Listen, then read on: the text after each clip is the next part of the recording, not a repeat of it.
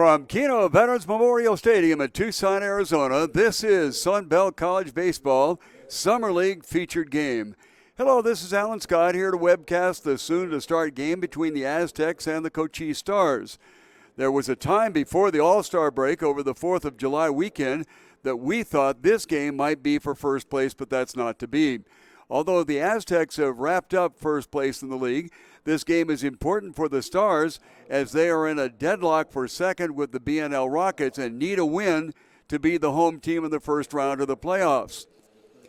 Scheduled for the first 3 days of next week, as I mentioned, the Aztecs have first place secured, so they get to play in the first semifinal against Team Tucson, the fourth place club.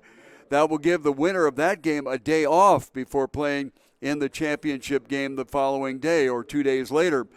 The Stars are guaranteed the second semi without regard to whether they finish second or third.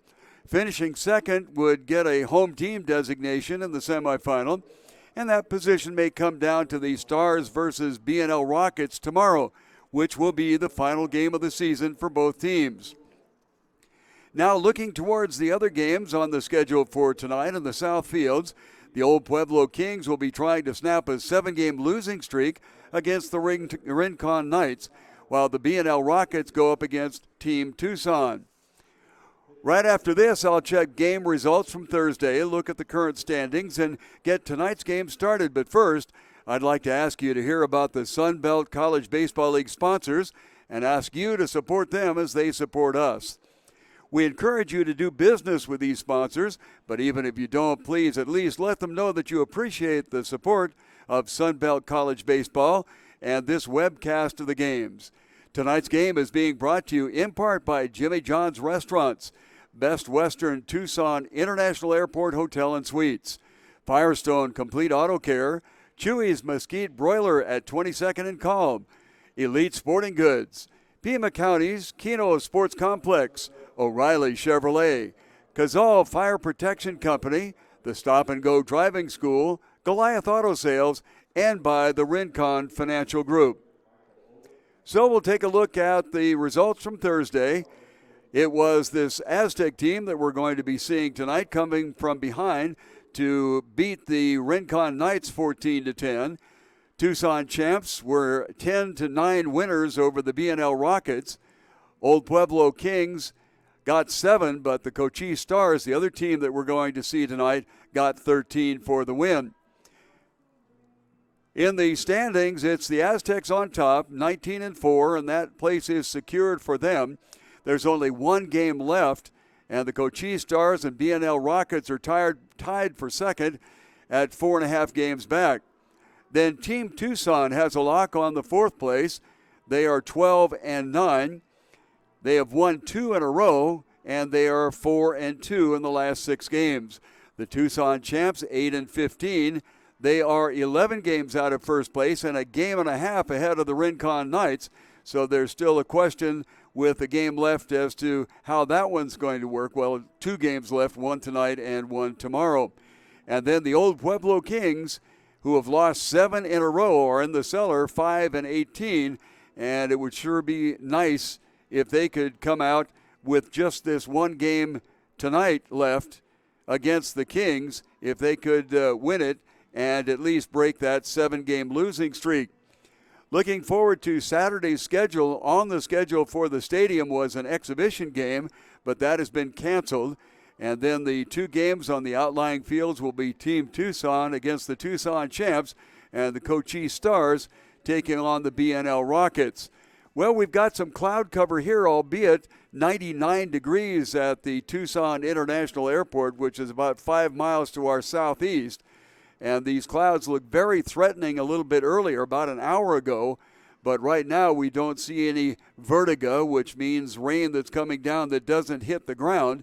So that has kind of passed. There are some kind of dark clouds off to our southeast and south, but the wind is blowing against those, so hopefully it will skirt around us. We're about ready to get started here on a kind of an overcast, dark day.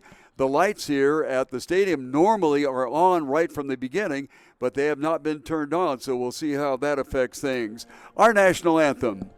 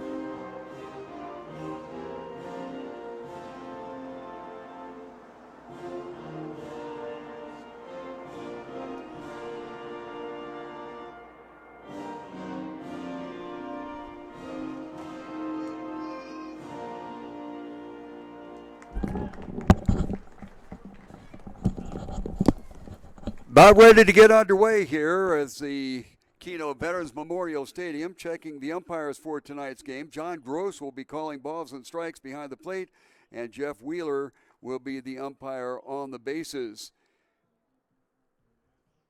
Have yet to get the Cochise starting pitcher out there. He is Jimmy Norris, and he is just trotting in from the bullpen. And we have mentioned several times, I apologize for those of you who have been with us all along, but we don't have cumulative statistics. They are looking for a new statistics program even as we speak for next year. But this year, the on-site has been doing pretty well, although that loses out every now and then. So that's not so much a problem, but what is the problem are the cumulative stats that have not been compiled. So the only thing that we're going to be giving you tonight is the performance of a team and a player here in the stadium. So looking at the first three batters for the visiting team, the Aztecs, as Mike Odom begins to wander out to his third base coaching spot. He is the manager of the club and has his club in the top spot with a record of 19-4. And he is playing quite a few players tonight that have not been playing regularly. A couple of them have earned spots tonight. Alec Kelch, the second hitter in the lineup, had a good evening last evening, as did Nicholas Aldretti. Aldretti in the 10th and final spot in the lineup. Aldretti last night was 2 for 4, and those were his first two hits here in the stadium as he was 0 for 20. Let's make it about 0 for 18 coming into last night in the stadium. But he got 2 for 4 last night and contributed mightily to the 14-10 win registered by the Aztecs. On the mound is Jimmy Norris, and once again, statistics are lacking. We've seen him out here before. He's pretty good fastball, and we will go to the defenses. Martin Castillas is at third base. Gilbert Valenzuela at short. Marcus Mendez is over at second, and Sergio Santa Cruz is at first. Behind the plate is Robert Valenzuela, and on the mound, Jimmy Norris, as I mentioned. First pitch to Jacob Hakami, swinging and missing. Checking the outfield, it'll be Andre Green in left, Daniel Gonzalez in center, and Jesus Acuna in right. This one wrapped hard right down to Castilla, and he cannot handle it. And let's see if we're going to start this game off with an error. It was, in my estimation, an error, albeit hard hit, but right at him, and they do, in fact, chalk up an error. So we'll start off with a runner on first base here in the top of the first inning, and Alex Kelch will step in. Alex batting an even .600, albeit not that many plate appearances here. He went 2 for 4 last night and earned a spot in the lineup here, something that the Aztecs can do because they've got first place sewed up. Inside corner for a called strike, according to behind the plate umpire John Gross. And once again, Norris starts off with a strike. He threw 2 straight strikes to Jacob Hakami. Hakami laced one down to third base. Too hot to handle for Castillas, and there's a runner on first. Outside corner misses, and will square it up at 1 ball and 1 strike as the lights begin to come on here. Takes a while for these older style lights to begin to burn up to the right temperature and the right looms, if you will. Some of the newer modern lights will click on almost like the light in your house. This one fouled off to the screen. 1 ball and 2 strikes.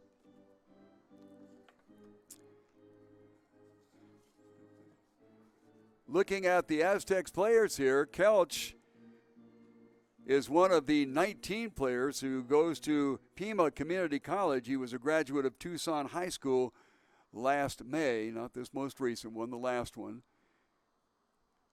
1 ball and 2 strikes, runner on first with kind of a semi-decent lead. This one fouled off into the stands on the right side.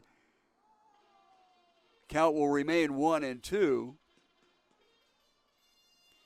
Very interesting configuration of sun on the Catalina Mountains kind of see it over the center field scoreboard there, or the blue background. The scoreboard is in left. We'll give you the configurations of the baseball stadium here, a really fine one, a AAA ballpark. AAA San Diego Padres were here for a number of years. But as I'm told by old-timers around here, this one outside, and Valenzuela blocks it but can't get it retrieved quickly enough, and the runner will go down to second base. He was on the run to begin with, so as a courtesy, we're going to make it a stolen base there for Mr. Hakami, and the count is even at 2-2. Old-timers around here tell me that the reason this place did not fly, first off, the ownership did not do a real fine job of promoting, and secondly, this is kind of on the fringe of an area that is not quite up to snuff, so to speak. 2-2 count, changeup pounded foul at the plate, and we will go to the seventh pitch of the at-bat with the count still 2-2. So anyway, the Padres AAA club moved on to El Paso, Texas, and this place has stood pretty much empty up until now, although they have a couple of really outstanding baseball events here. The Mexican League comes up here and does their preseason training, as does, surprisingly enough, teams from South Korea. That has not been explained to me completely, and I haven't really asked lately, but I find that very interesting. Way outside as Robert Valenzuela, the catcher, backhands it, and we will fill the count and go to the eighth pitch of this at-bat for the second hitter here in the top of the first inning as we're just getting underway. Runner on second in scoring position. First is open. This one lifted high to right center field. Closing in on it is Jesus Acuna in right center, the edge of right center field. And it's not deep enough to allow Hakami to move forward from second. So a fly out to right field, first out in the top of the first, and that will bring up Angel Ochoa. Angel was on the mound for one inning last night. Did not get the win because the Aztecs came up with their runs after he went out. 361 is the stadium batting average for the shortstop, Angel Ochoa. Outside corner called strike.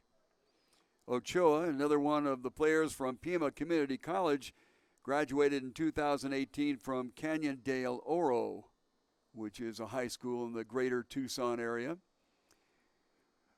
0-1, long look back at second base to the plate. This one hit down to Castilla. This one he bobbles but handles it, looks the runner back to second and gets the out at first.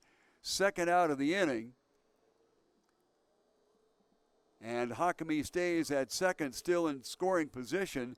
And A.J. Ram, the center fielder for the Aztecs, stepping in there. He is sporting a .419 batting average. He has not decided on which college he's going to go to. As Ochoa Ram, just a graduate of Iron Ridge High School here in the greater Tucson area. First pitch to him is a called strike. Eligibility in this league is under 25 and having graduated from high school or just finished your freshman or sophomore year at a college. 0-1 reaches outside and bounces it off the top of the screen and into the mezzanine. 0-2.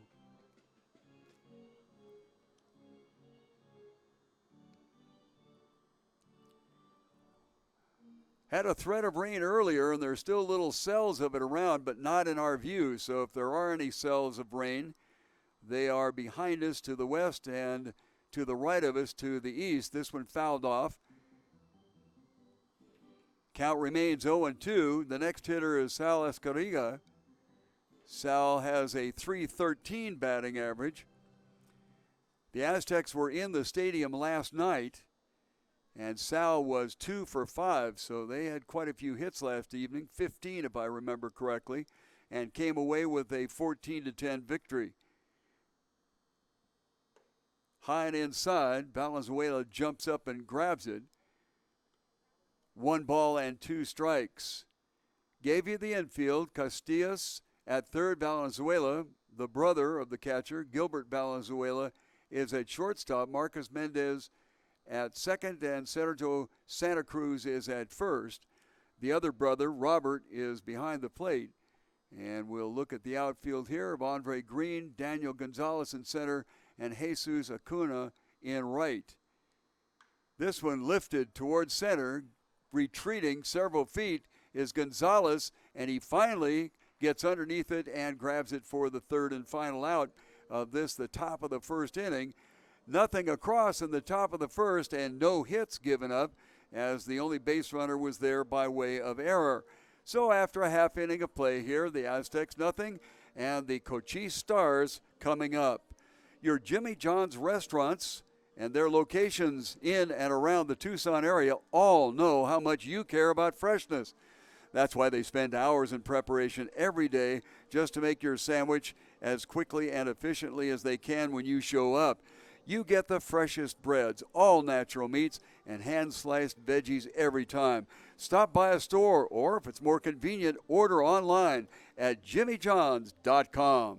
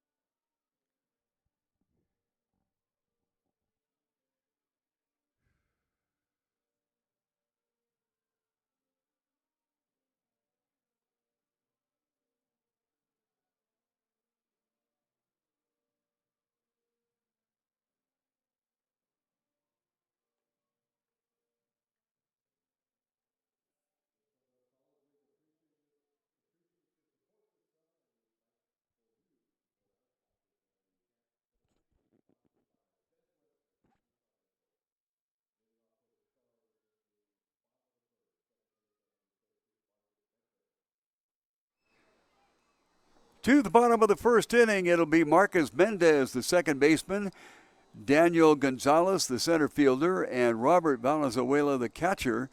On the mound is Mason Millette, and his first pitch catches the inside corner for a called strike.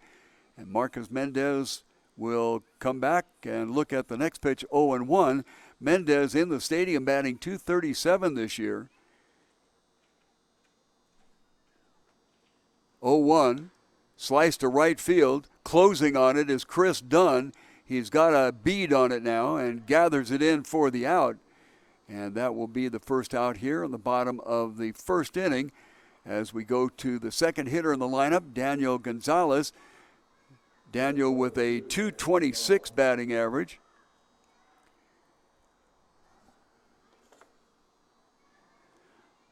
Gonzalez playing center field. Tips one off the end of the bat and back into the backstop for a strike.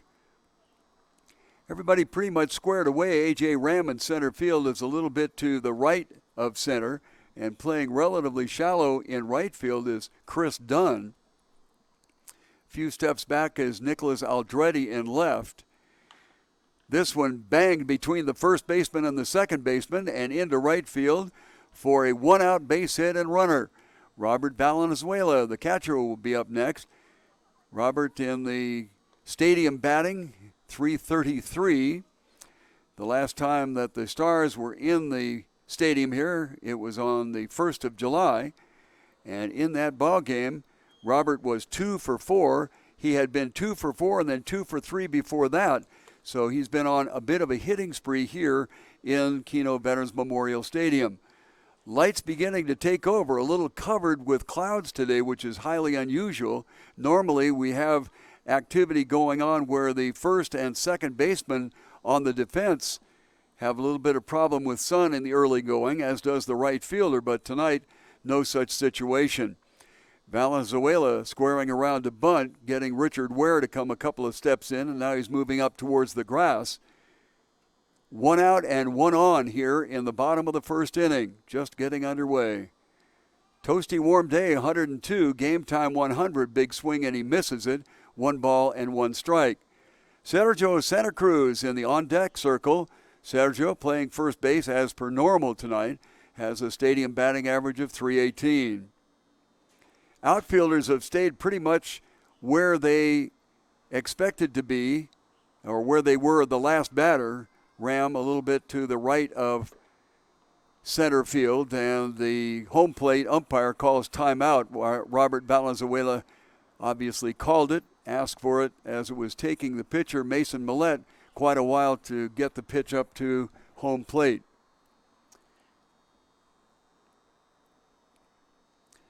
One ball and 1 strike, 1 out, 1 on in the bottom of the first. Outside corner, swinging miss. 1 ball and 2 strikes. Looks like Robert was a little upset with himself as he takes a couple of steps back out of the batter's box and steps back in to get ready to go.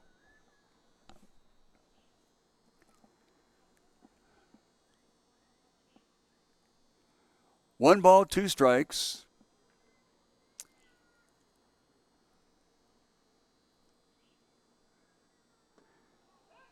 Tried to get one down low and fire it across there for a strike, and you could hear Millette go, "What?"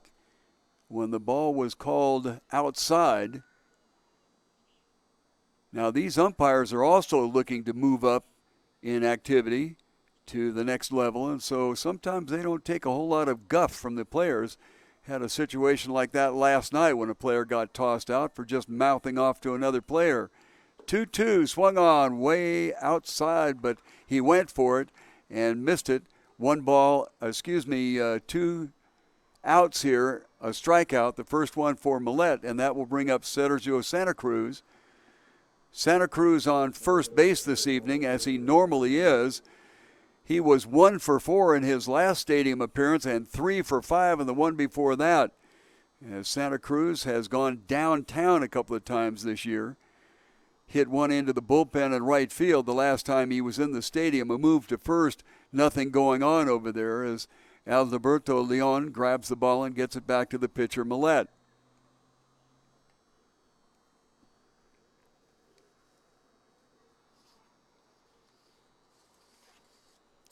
First pitch coming to Santa Cruz. Boy, Millette takes a long time between pitches. This one hit right back up through the middle. Just missing it was Millette, the pitcher, and the ball gets fumbled in center field, and that will allow the runner to get over to third easily.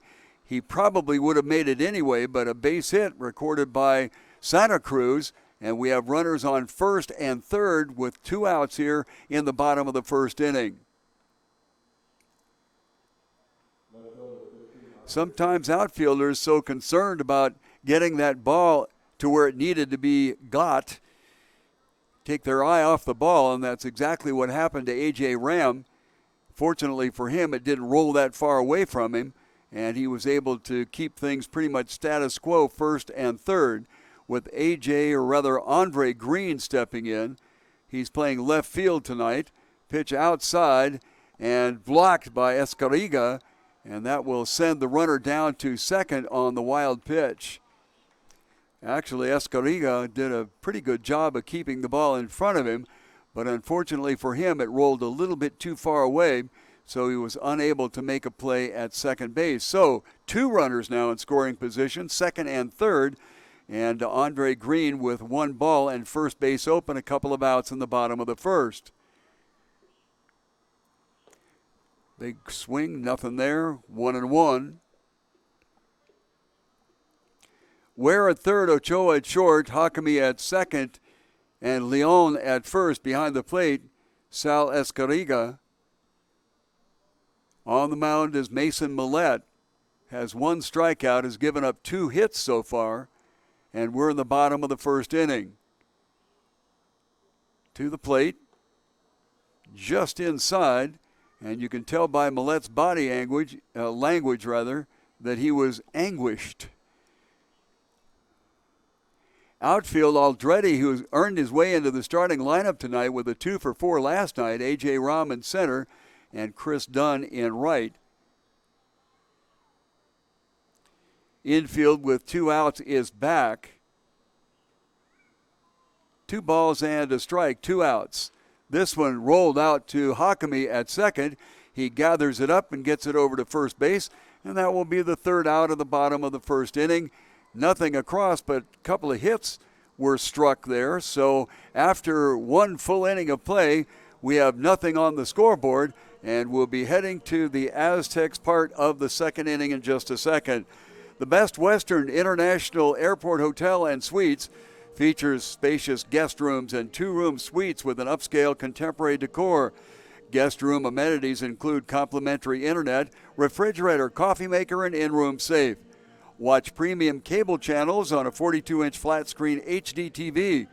Many rooms have patio doors opening to a tranquil courtyard. A best place to stay. Best Western Tucson International Airport Hotel and Suites.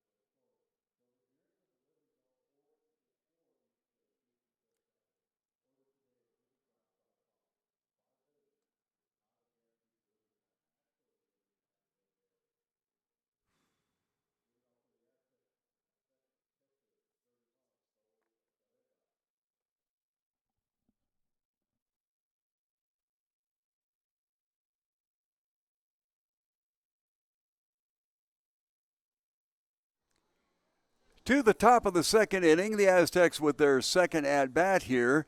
Sal Escariga, the catcher, will be up there first, followed by the 3rd baseman Richard Ware. First pitch by Jimmy Norris is outside for a ball. The 3rd scheduled hitter in this inning is the right fielder Chris Dunn. 2nd pitch, this one hit high to left center field. Coming in for it, it's a lot more shallow than it looked, and the ball bounced in front of the lackadaisical move of Andre Green in left field. The ball hung up high, and Green came sauntering in after it, and then all of a sudden realized it was not hit nearly as hard as he thought, lunged at the ball and didn't come up with it. So we have the 2nd error here committed by the Cochise Stars, and I tell you what, you're not going to get very far in the win column with error. 2 of them already. Okay, Escariga is a catcher, so they have a courtesy runner for him, and that will bring up Richard Ware.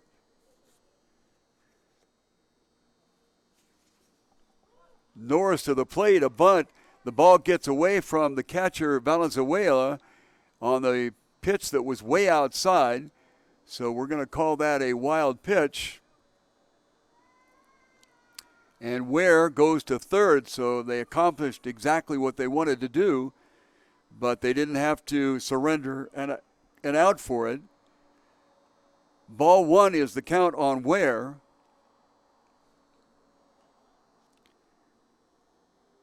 Richard last night got the donut, 0 for 4. Off-speed pitch misses way outside. And it is 2-0. Nobody out, a runner on 3rd. And the infield is in with the exception of the shortstop. Off-speed, lifted, shallow. Out to get it is Valenzuela. He catches it. And that will be the 1st out here in the top of the 2nd inning. Love Robert Valenzuela's play, but I want to tell you that was the first baseman's call. You've got to know who takes precedence over whom when they are getting the ball up in the air. But as it turned out, Valenzuela got a hold of it, and that will bring up Chris Dunn. Chris Dunn comes into the ball game batting .391. First pitch swinging, fouls it off into the stands along the left field side. Chris last night came in for the ejected player and got on a walk and also a base hit. The game before that here in the stadium, he was 1 for 3. Again swinging on and lifting it into the stands on the left field side. So Chris, the right fielder tonight for the Aztecs, finds himself in the hole by a 0-2 count. Chris goes to University of Nevada, Las Vegas, and he is from that area as he graduated from Bonanza High School in Las Vegas in 2016. Right side of the infield is in. Left side, the third baseman Castilla is in. And the shortstop playing about what you might call double play depth. Pitch is high for a ball, and the count goes to 1 ball and 2 strikes.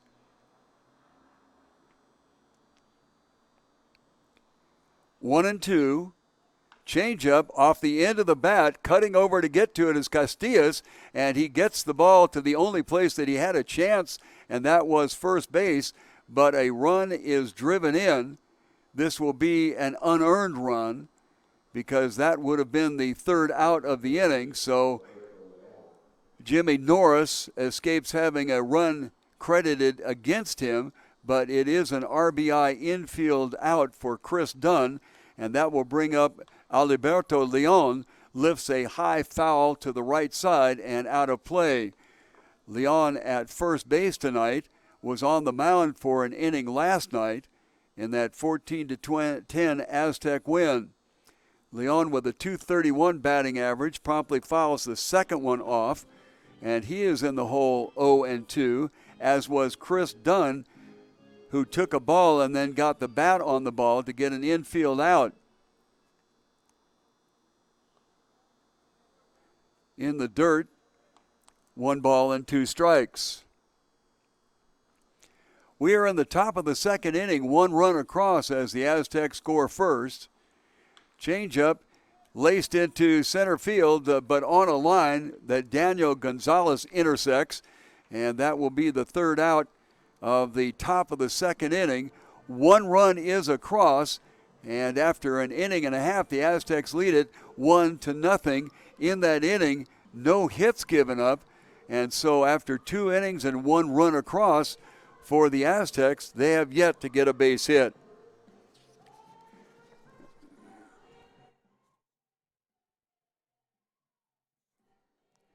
Firestone Complete Auto Care is your go-to tire store in the greater Tucson area. Find the right tires online or in the store.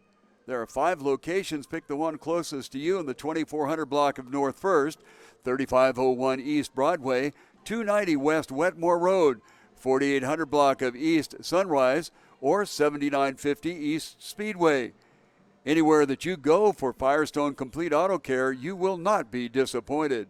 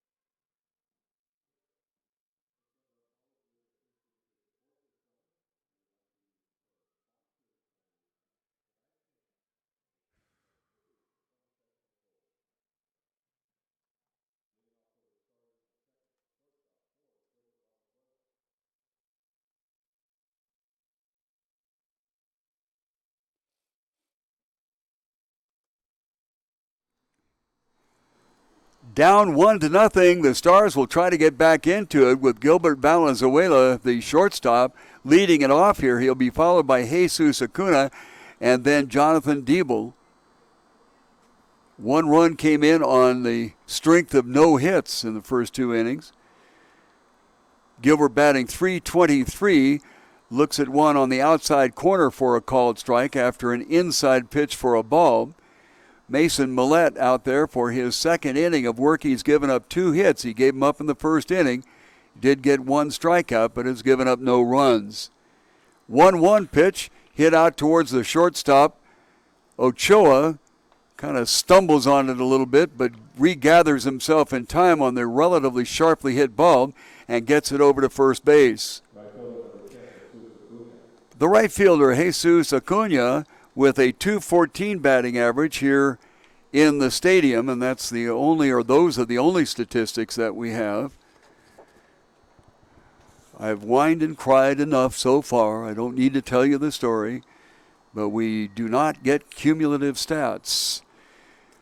First pitch to Acuna, swung on late and fouled off to the right side, scrambled the boys in the dugout a little bit there, meaning that you need to pay attention to what's going on no matter where you are, looking to see if anybody got conked in there. Apparently not. Normally the Aztecs are all kind of clustered around this end of the dugout. Right now 4 or 5 of them are at the other end, and that's where the ball whistled into. No balls and a strike for Acuna. Everybody pretty much straight away in the outfield and infield. Ouch, on the shoulder. That will draw a bruise, and it'll be a hit batter and put a runner on first with 1 out in the bottom of the first inning, with the Cochise Stars behind by a 1-run count, as the Stars need this win to give them an opportunity to finish in second spot, and their reward would be the the second semifinal game, but they would be home team. Jonathan Diebel looks at a curveball down low for a ball. Nothing was on, as the runner at first base and the batter take a look at the coach down at third. 1 out, 1 on, bottom of the second inning. Diebel with a 1.11 batting average here in the stadium. Pounds it into the ground, a swinging bunt basically.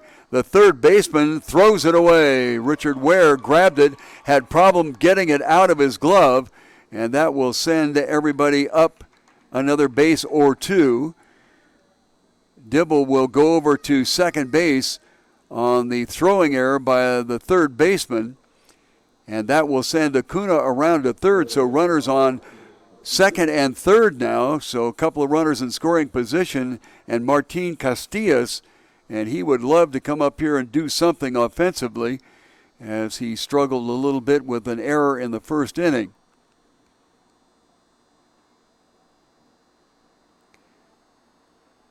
First base is open, 1 out.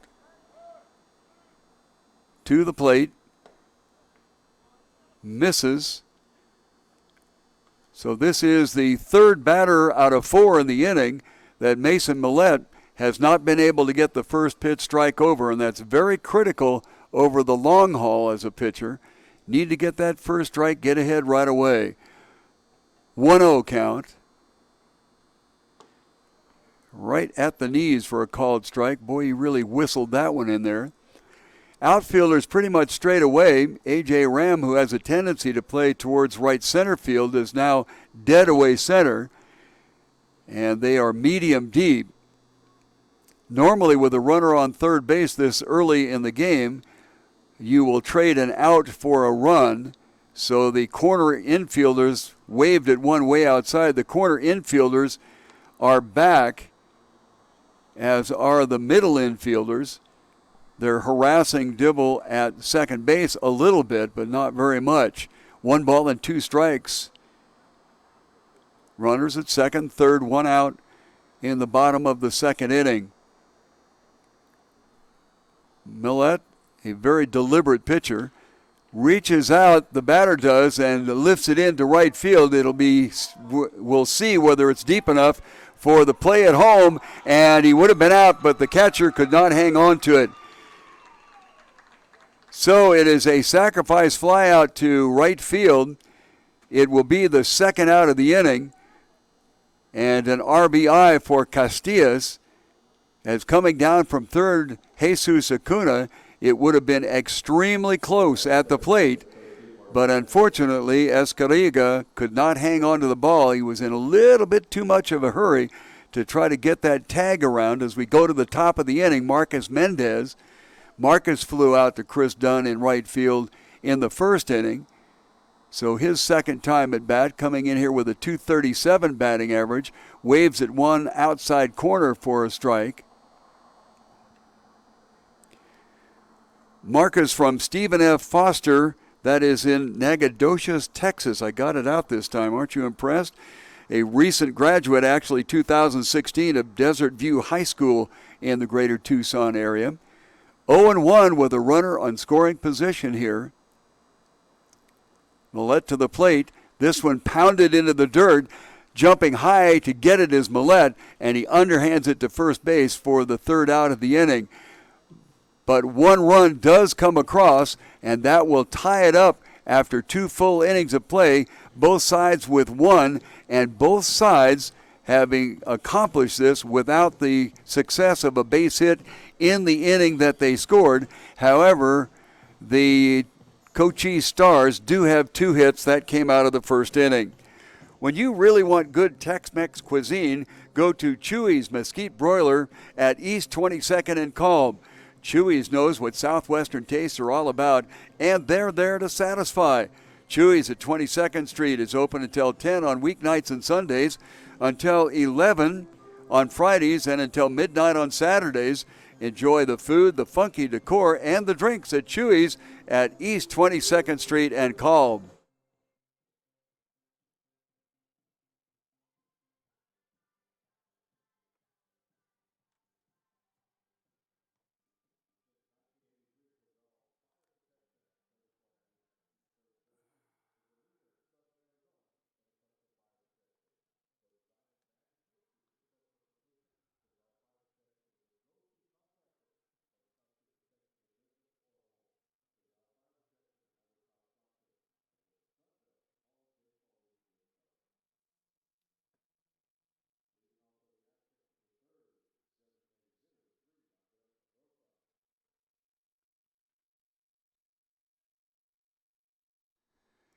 Designated hitter will lead things off, the 9th hitter in the lineup. They do have 10.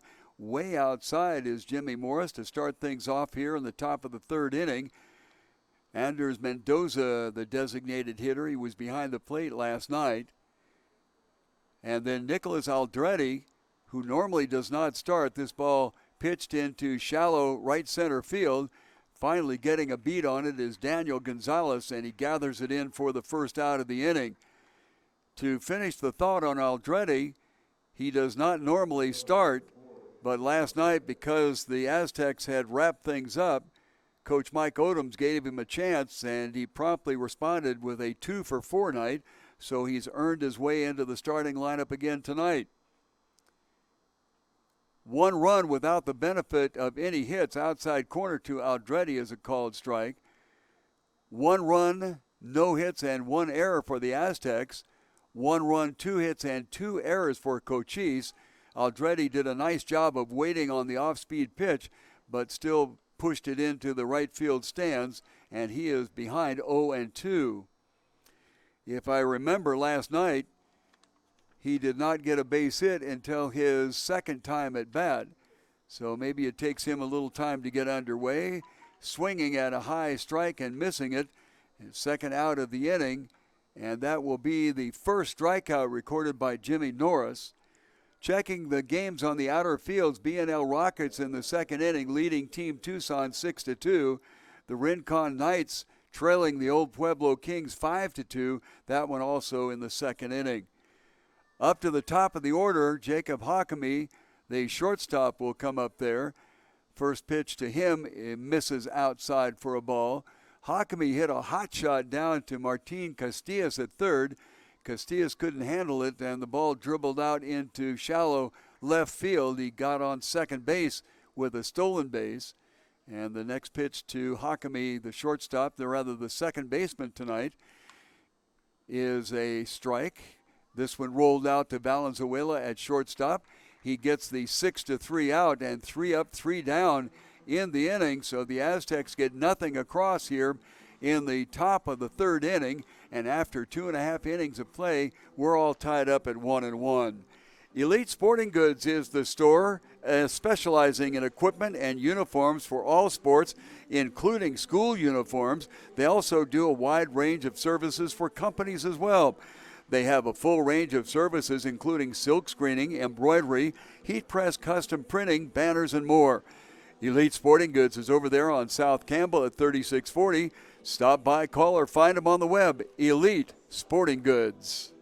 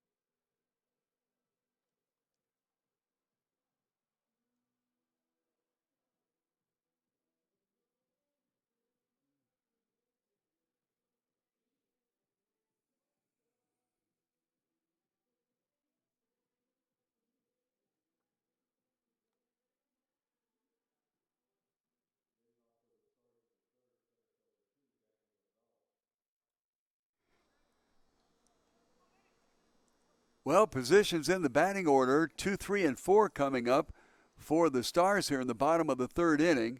Mason Millette out for his third inning of work. First pitch with a big swing is Daniel Gonzalez, the center fielder, and he does not get it. Millette to this point has given up 1 run on 2 hits, got 1 strikeout and hit a batter. Gonzalez was the recipient of 1 of the base hits in the first inning, got around to third and didn't get any farther. Next pitch is a ball, 1 ball and 1 strike.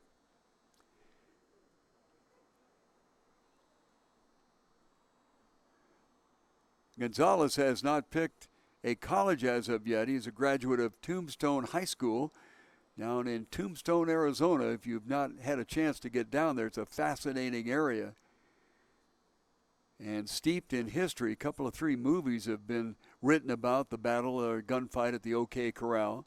2 balls and a strike, nobody on, nobody out. Inside corner called strike, 2-2. David came into the ball game batting .226 in his stadium appearances. That's up slightly with his base hit in the first inning.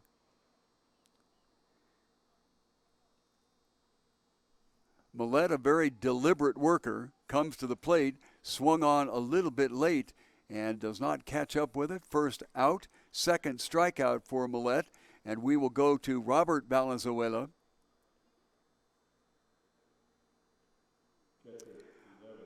Both of the Valenzuela boys go to a university in Wichita, Kansas. It's called Friends University.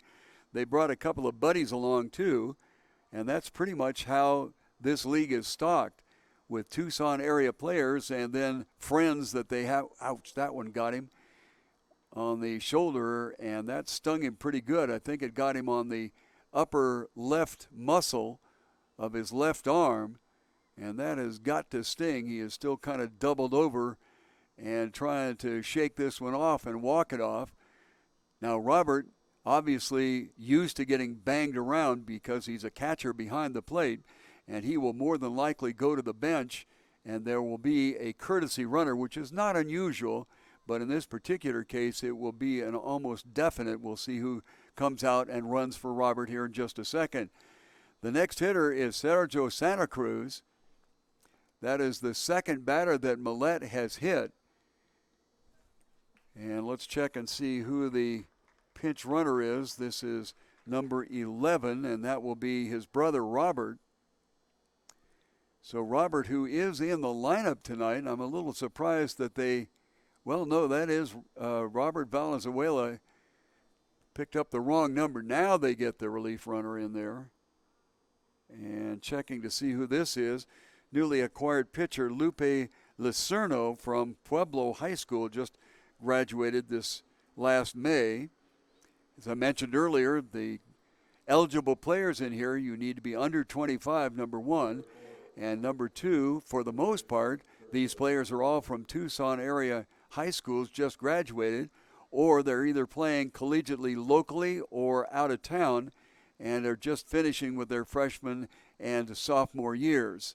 Santa Cruz was the other player that got a base hit in that first inning, got around to second and third, but there were two outs, and the next batter grounded out to the second baseman. First pitch to Santa Cruz is a ball high and away. Robert Valenzuela took one on the muscle on his left arm, has a fairly decent leadoff at first base, and the next pitch, an off-speed pitch outside corner to Santa Cruz, and a called strike. 1 ball, 1 strike, 1 out. Bottom of the third inning. We're all tied up at 1. Both runs came across in the second inning, and neither run came across on the basis of any base hits.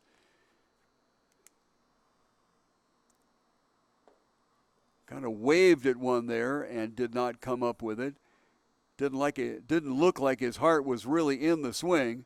I have a feeling possibly a hit and run was missed. I'm not too sure, because from first base, Robert Valenzuela started to break and then held up. I guess maybe he wasn't sure that the signal had been caught. Neither here nor there. It's a 1 ball, 2 strike count, 1 out, and a runner on first.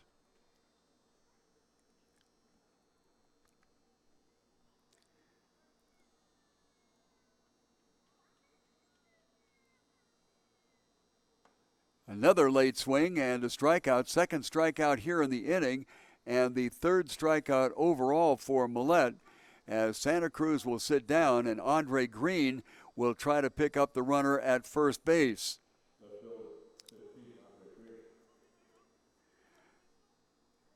Green going to Paradise Valley Community College. That's up in the greater Phoenix area.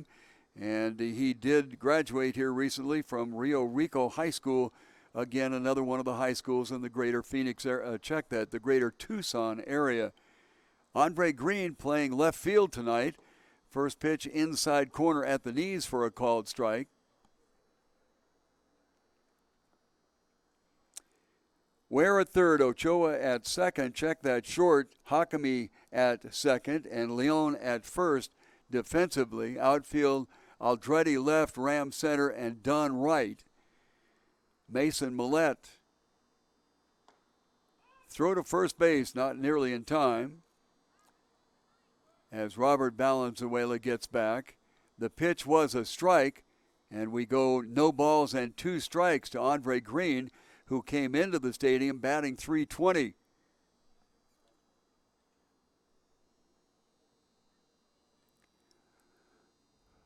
Oh-2 pitch.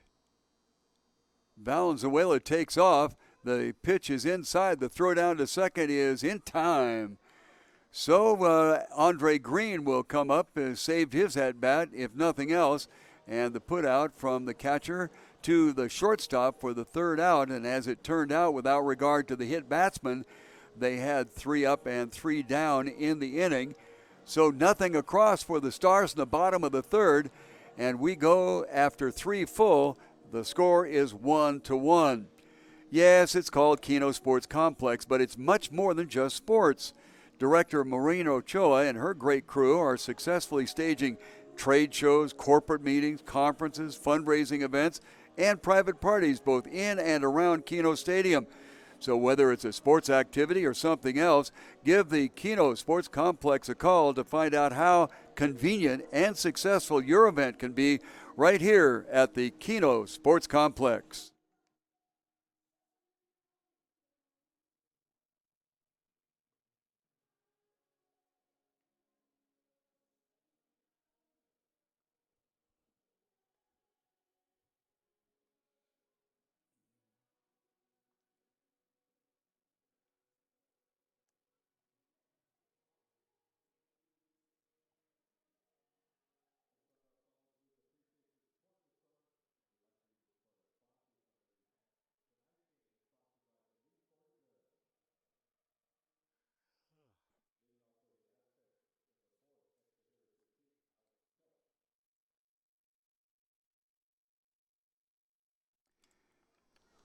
Top of the fourth, and we'll go to 2, 3, and 4 in the order for the Aztecs leading it off here in the top of the fourth inning. Alex Kelch, who flew out to right field after seeing a lot of pitches. He did not see a pitch like that well behind his backside. He'll be followed by Angel Ochoa, the shortstop, and A.J. Ram, the center fielder. None of the three did get a base hit in their first attempt. So far, Jimmy Norris is pitching a no-hitter. Squares around to bunt, dives out of the way of an inside fastball, and has the upper hand here in the count, 2-0. 1 run across for the Aztecs by virtue of no base hits. Couple of errors. Outside corner for a called strike, 2-1. It was a leadoff error in the first inning that turned in to be nothing. But it was a leadoff error in the second inning that ultimately came around to score the run for the Aztecs. This one hit solidly on a line to left field.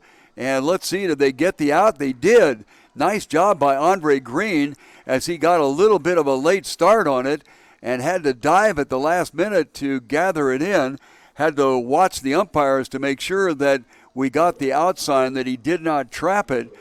And the first out of the top of the fourth inning is recorded, and Angel Ochoa, who grounded out to the third baseman Castillo in the first inning. This one on one big hop out to Gilbert Valenzuela at shortstop, and he gets it over to third. And, you know, every time I see a play like that, I marvel at how magnificent the 90 feet between bases.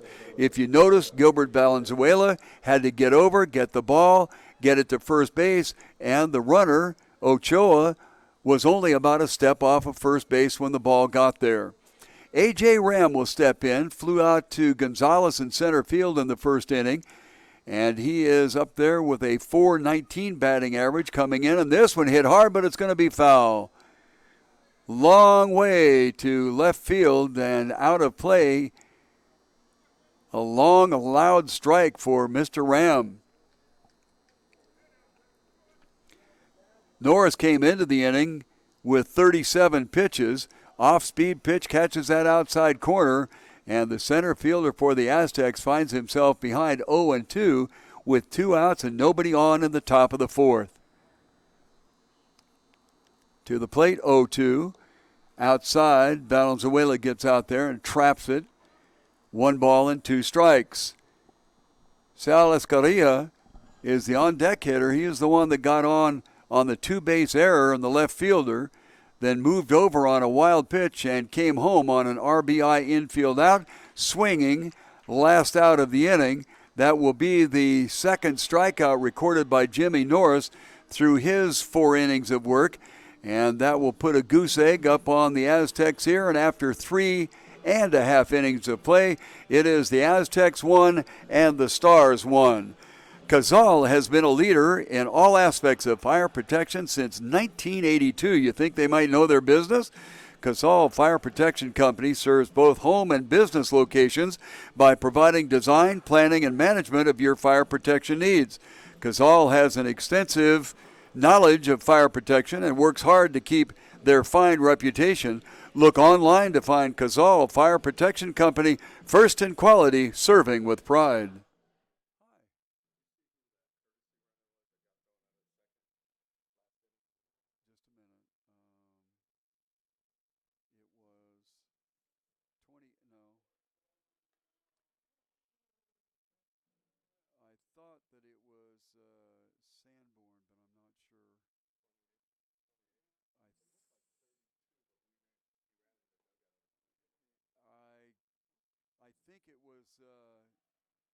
I don't know. I didn't write it down. I think it was Sanborn.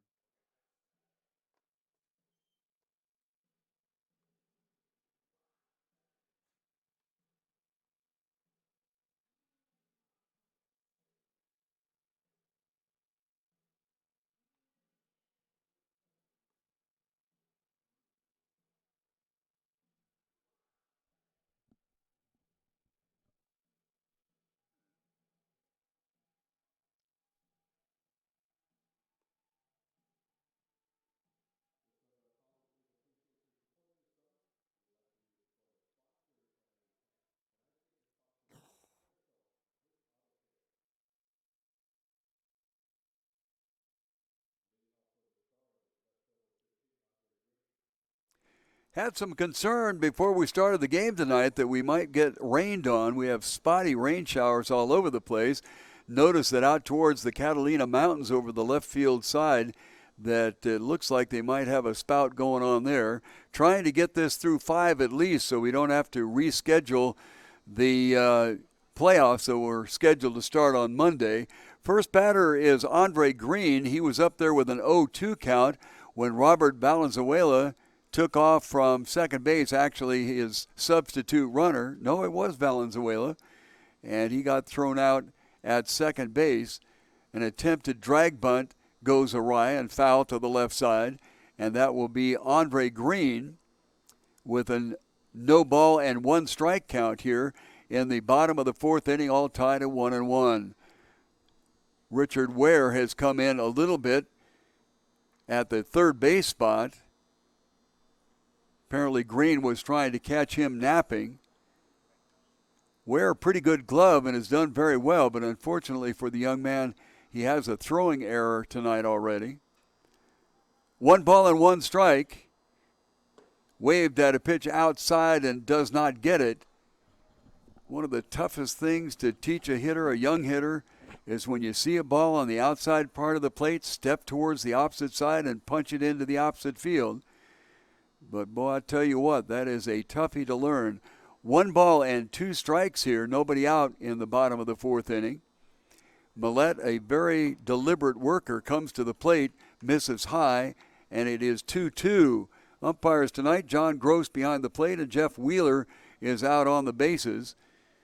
They have worked a lot, but they've worked mostly in the south fields. We have a couple of games going on in the south fields, and we will check on them as we get an opportunity to, with Andre Green and a 2-2 count.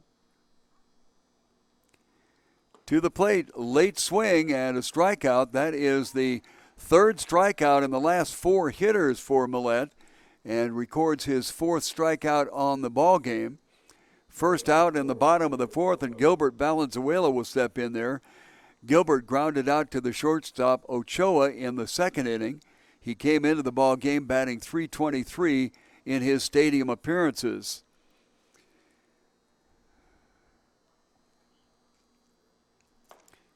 Up and away for a ball. Ochoa was on the mound for a short time last night.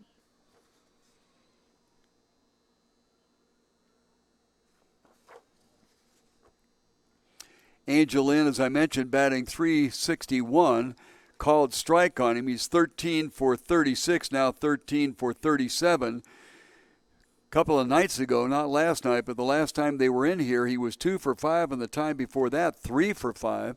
So he's had a couple of fairly successful outings here in the stadium. 1-1.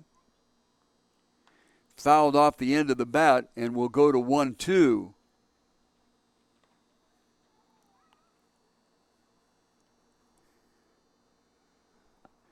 Millette last inning dispatched the Stars with 9 pitches, and so far he's up to 47.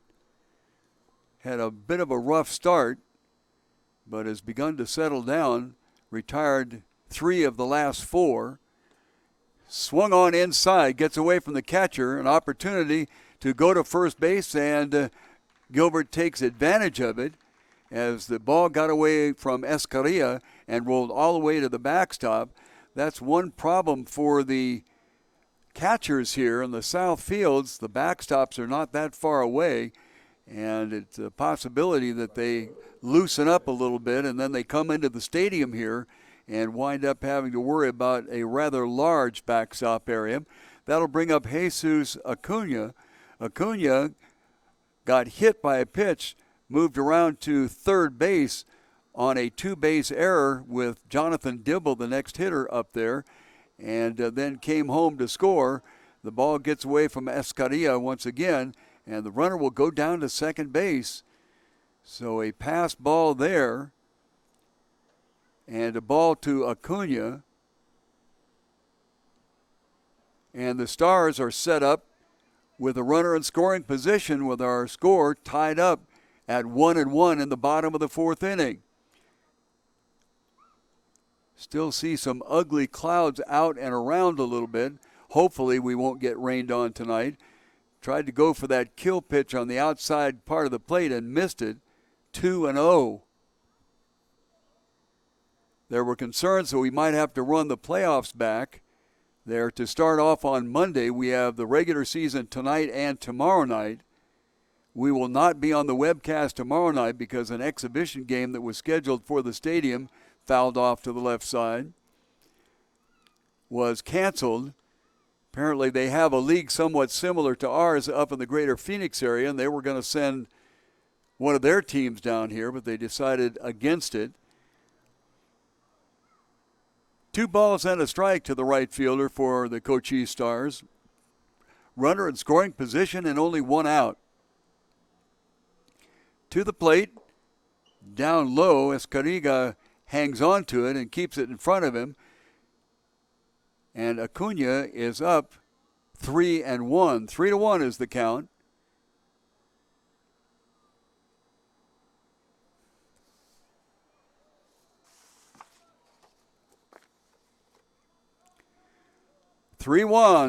Hop out to the second baseman.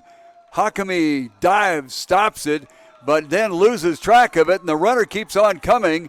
And a very heads-up play by Gilbert Valenzuela, as Hakami did an outstanding job of knocking the ball down. They certainly will give a hit on that, and as a matter of fact, they do. So it is a run batted in, single. Hakami did an outstanding job of getting to it, but unfortunately, as he bellied out to try to hang on to it, the ball swept away from him just enough, and that will send the Stars into a 2-1 lead with a runner at first base and 1 out in the bottom of the 4th inning. Jonathan Diebel, who got on a 2-base error in the 2nd inning, looks at the first pitch as a called strike. Jonathan batting 111. Actually, that will dip down with the error that he got on in the 2nd inning. Doesn't matter. He got on as far as he's concerned. Got around to third base and was held up there. 0-1, swing at a ball down in the dirt. 0-2. Don't know whether Millette threw him a changeup or a split finger fastball. But howsomever, that ball got right up to the plate and said, see you later, and went into the dirt. 0-2, 1 out, runner on first base. This is a great time for a runner to steal because the pitcher generally is going to throw one off the plate. We'll watch the runner at first. He does not move. Ball outside corner for a called strike looking, and that will be the 5th strikeout recorded by Millette. And 2 outs now in the bottom of the 4th inning with 1 across, and Martin Castillas coming in there. He had an RBI sacrifice fly in the 2nd inning that went out to right field. Chris Dunn really fired the ball down there, but was unable to get there in time as the catcher grabbed it and turned and was unable to hang on to it. Ball fouled into the Aztecs dugout, scrambling the troops there, and a strike. 0-1.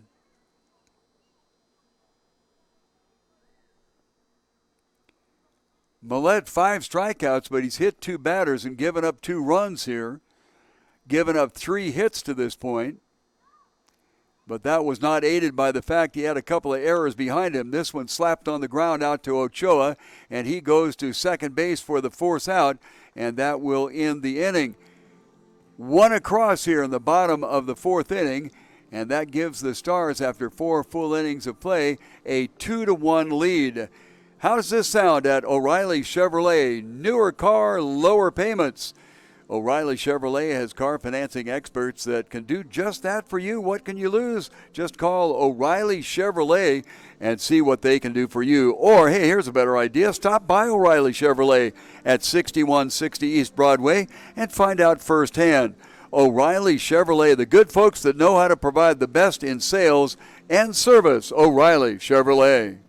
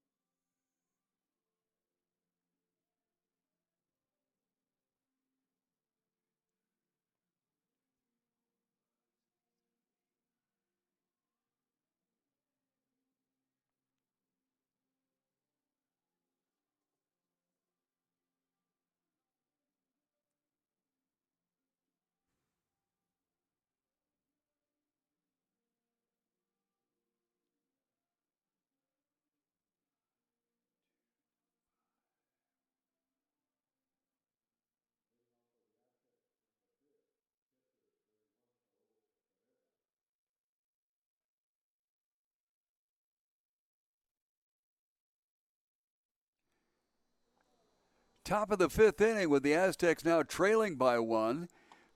Jimmy Norris throws a first pitch swinging strike to the catcher Sal Escariga.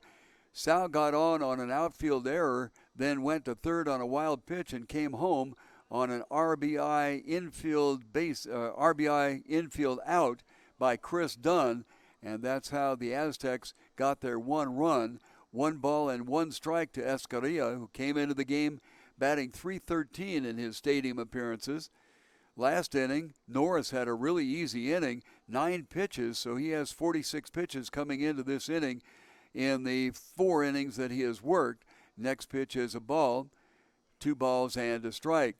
So we'll have Escariga coming up, and then Richard Ware and Chris Dunn, and that was the combination that got the run. This pitch in the dirt, Valenzuela gets over, and the young man is really kind of getting bounced around back there. He got hit on the left bicep, and now he has to block one as a catcher.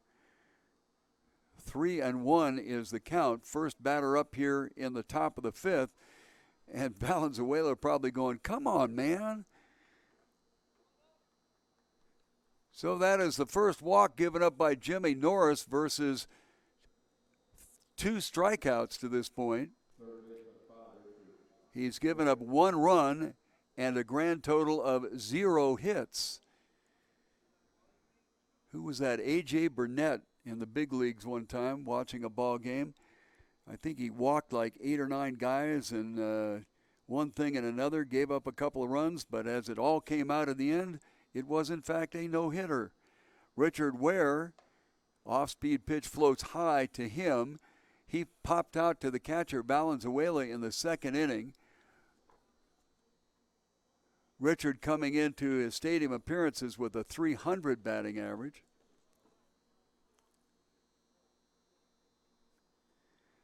To the plate, fouled off, just catches the edge of the screen and drops down. Big discussions nowadays about putting screens much wider, especially in the major leagues, after a couple of young people got conked. So we'll see how that goes and how long it takes them to adjust that if they do. 1 ball, 1 strike. Off-speed bunt. Castilla grabs it, goes to first base, throw back to second, trying to get the runner over there, Escariga, napping. And as it turns out, that is probably a courtesy runner for Escariga, because Escariga is a catcher, and he has not turned around, so I'm unable to see what number he has on his back. And I've complained terribly, oh my goodness sakes, that they've got to have numbers on the fronts of their jerseys, so we have a prayer up here. Wah, wah, wah. Runner on second base, 1 out in the top of the fifth inning. And apparently they're just going to send Chris Dunn over to first base in this league. All you have to do is say, I want to put him on. So runners on first and second and 1 out. Dunn is to be feared a little bit. He plays for the University of Nevada, Las Vegas, and has a pretty healthy batting average here in the stadium, .391. So apparently the Stars have decided not to take a chance. First pitch to Adalberto Leon, the first baseman, is inside for a ball. Runners on first and second. Leon in the second inning flew out to the center fielder Gonzalez for the last out of the second inning. That's when both teams scored runs. And so far, no base hits for the Aztecs. Norris to the plate. This one might change that. Just foul down the left field side. 1 ball and 1 strike. Isn't that the way? You say something about it, and all of a sudden the next kid steps up and cranks one out of the ballpark. Not quite the case here. That's why you never talk to a pitcher about a no-hitter. You ought to see some of the machinations that go on in dugouts where they try so hard to stay away from discussing anything with the pitcher. 2-1, off-speed pitch outside for a ball. 2 balls and a strike. Alberto Leon, the first baseman, late swing, even at 2. Strikeout here would certainly help Norris along and move the infield back even more than they already are. first and third back at normal depth. Short and second double play depth, trying to turn a double play here. Pitch, there we go with the first hit of the ball game, just inside the foul line and left. That will score one. Close play at third, overthrows the third baseman, and he's safe there. But an RBI base hit, and that is the first one of the ball game. And we have already had 16 batters come up, and we're into the fifth inning before the first hit is recorded. So coming around from second to score and evening our ball game up at 2-2 on the RBI base hit by Leon. That will run the player on first base around to third, and a runner on third with only one out here, and the infield on the right side is drawn in. An off-speed pitch to Anders Mendoza, who flew out to the center fielder Daniel Gonzalez in the third inning. First pitch to him is a ball. Got runners on second and third as Leon went to second base on the throw. Tried to catch that outside corner, comes away with nada, and it's 2-0. So we go 4 1/3 innings of play and a run across before a base hit finally. And we're all knotted up at 2-2. This one wrapped into right field, dying in front of Acuna. He could not come up with it. That will send the runner from third into home and send Leon down to third base on the base hit by Andres Mendoza. Mendoza was behind the plate last night, but tonight he is the designated hitter, and the young man has an RBI single, and that sends the Aztecs in front by a run. 10th batter in the order here, Nicholas Aldrete. You can have either 9 or 10 in the order in this particular league, because what they want to do is report back to college coaches that their players during the summer have had an ample opportunity to swing the bat. That's why they have 10. Tonight the Cochise Stars have chosen to only go with 9, but the Aztecs have 10. First pitch high for a ball. And Jimmy Norris laboring a little bit here in the top of the fifth inning. Walked the first hitter, got a ground out, and then intentionally walked the third hitter of the inning. But an RBI single by both Leon and Mendoza have chalked up 2 on the board.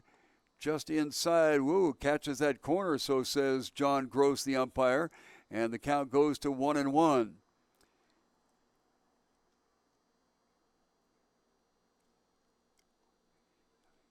"18 pitches in this inning so far for Norris, and that's double what he got through 3 up and 3 down last inning. This one fouled off the inside part of the bat.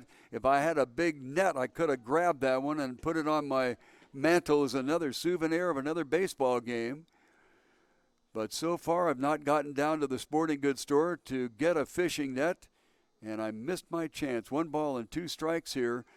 Runner on third and first with 1 out. And 2 in the top of the fifth. This one wrapped solidly into center field. It drops in front of Gonzalez, and another run will score. However, the runner on first base only makes it to second as the ball was hit pretty sharply, and Daniel came in hard and fast to be able to pick it off. So 3 RBI singles in a row, and the Aztecs beginning to flex their muscles. They scored 14 last night, and this will necessitate a trip to the mound, and in doing so, we'll cut off the audio so we don't pick up any music.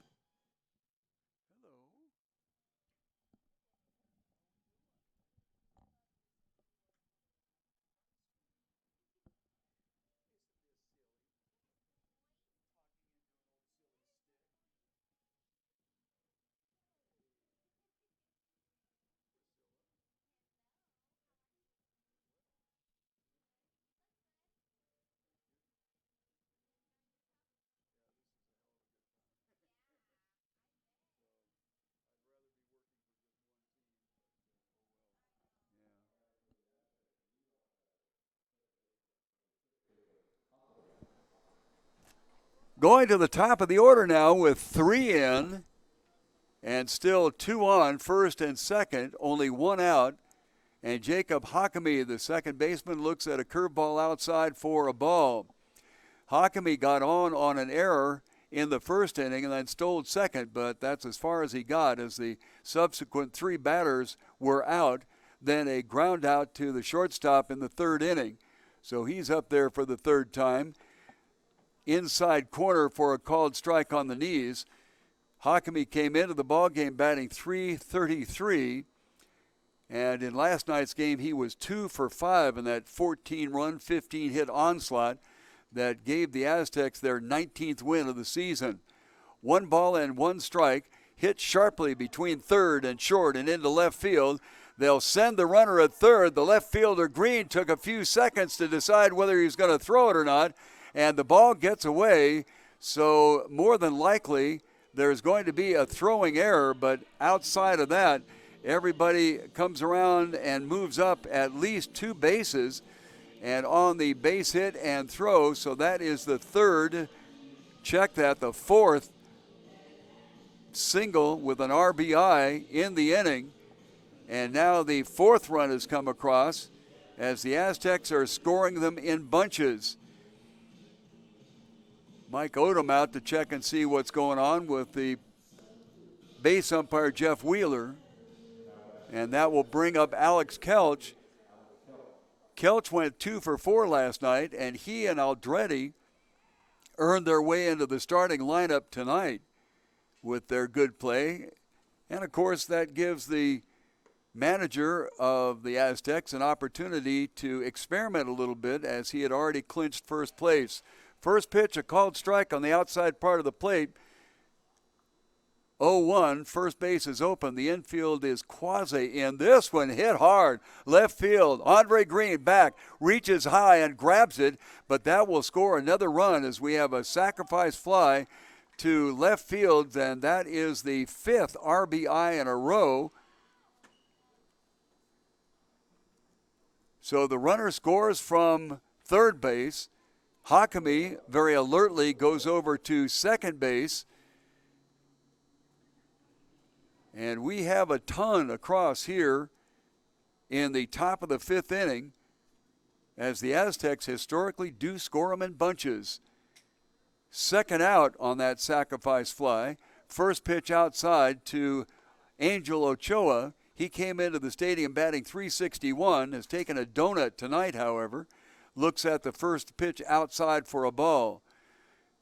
Ochoa grounded out to third and then grounded out to short. Norris back to the plate, down in the dirt. Valenzuela threatens a throw to second base and does not release it. 2 balls and no strikes. So Hakimi at second with a couple of outs and 5 in here in the top of the 5th inning. Long look back at second to the plate, that off-speed pitch down low, and we'll chalk it up to 3-0. On deck hitter is A.J. Ram, and he has had an excellent run here in the stadium. .419 is his batting average, although he has flown out and struck out tonight. Ochoa up 3-0, outside corner for a called strike. Frankly, with first base open, it might behoove Jimmy Norris to go ahead and let him go there. At least that would create a force out at all 3 infield bases. But he might be a little bit squirrely as he's given up 5 runs batted in a row. 4 hits and a sacrifice fly. This one out to Valenzuela. He boots it. That'll score another run possibly. No, they hold the runner up at third. And on an error by the generally sure-handed shortstop, Gilbert Valenzuela. And that will bring up A.J. Ram. Runners now at first and third.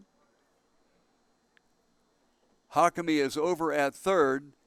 They decided not to test the arm of Valenzuela at shortstop. The ball did not roll that far away from him. So they've almost batted around here. This is the 10th hitter in the lineup for the top of the 5th inning. Mentioned that Ram has a good batting average in the stadium so far this year, but he has flown out to center field and struck out. Throw to first base back in time is Ochoa, and the pitch is called a ball.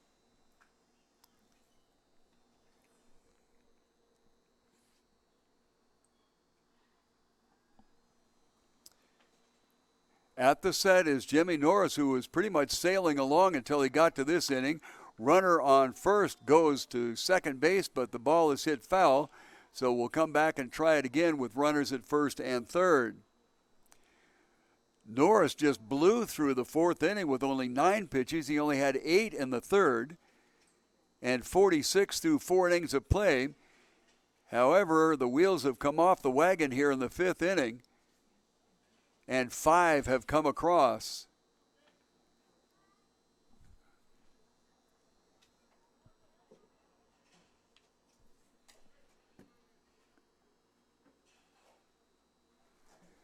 Six to 2 with a 1-1 strike count, couple of outs in the top of the fifth inning. The runner goes from first base. The throw down to second, they got him. So a good throw by Robert Valenzuela, and that will bring up A.J. Ram to start off the top of the sixth inning. The 2-4 third out of the inning. But gracious sakes, they got 4 hits in the inning. And those were the first 4 hits that Norris had given up, and he went all the way to the fifth inning to get in that situation. So 5 come across, and after 5.5 innings of play, it is Aztecs 6 and the Stars 2. The top Tucson driving school is Stop and Go Driving School. Learning to drive is not just something that you do to pass your test and get your license. You do it to make sure that you're safe on the road. Hundreds of thousands of automobile accidents happen every year, many of them fatal. With the Stop and Go Driving School expert teachers, you'll be best placed to keep yourself safe. Certified driver's education courses are available at Stop and Go Driving School.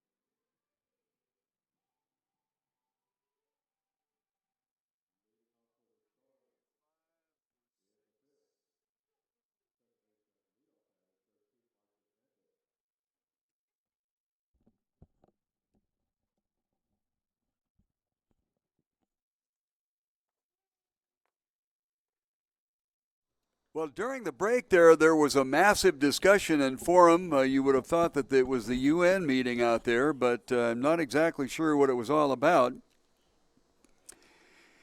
Possibly it was the fact that there are only 9 hitters in the lineup for the Cochise Stars. First pitch to the leadoff hitter here to the top of the order is Marcus Mendez. And Marcus, for his third plate appearance, is 0 for 2. He flew out to Chris Dunn in right field in the first inning. In the second inning, he punched that ball back to the pitcher, looks at a second called strike. By the way, I can't hear your chatter and the baby saying things, you cannot hear it, so don't worry about it, okay? 0-2 pitch with Mason Millette out there for his fifth inning of work. Tried to fire one on that outside corner and missed. 1 ball and 2 strikes. Marcus came into the ballgame batting .237 in his appearances here in the stadium. Marcus, as I mentioned before, goes to Stephen F. Austin University. This one, late swing, but a high hopper cut off by Ware. Ware over to first for the out. And the young man playing third base tonight has flashed the glove very appropriately many times in the stadium.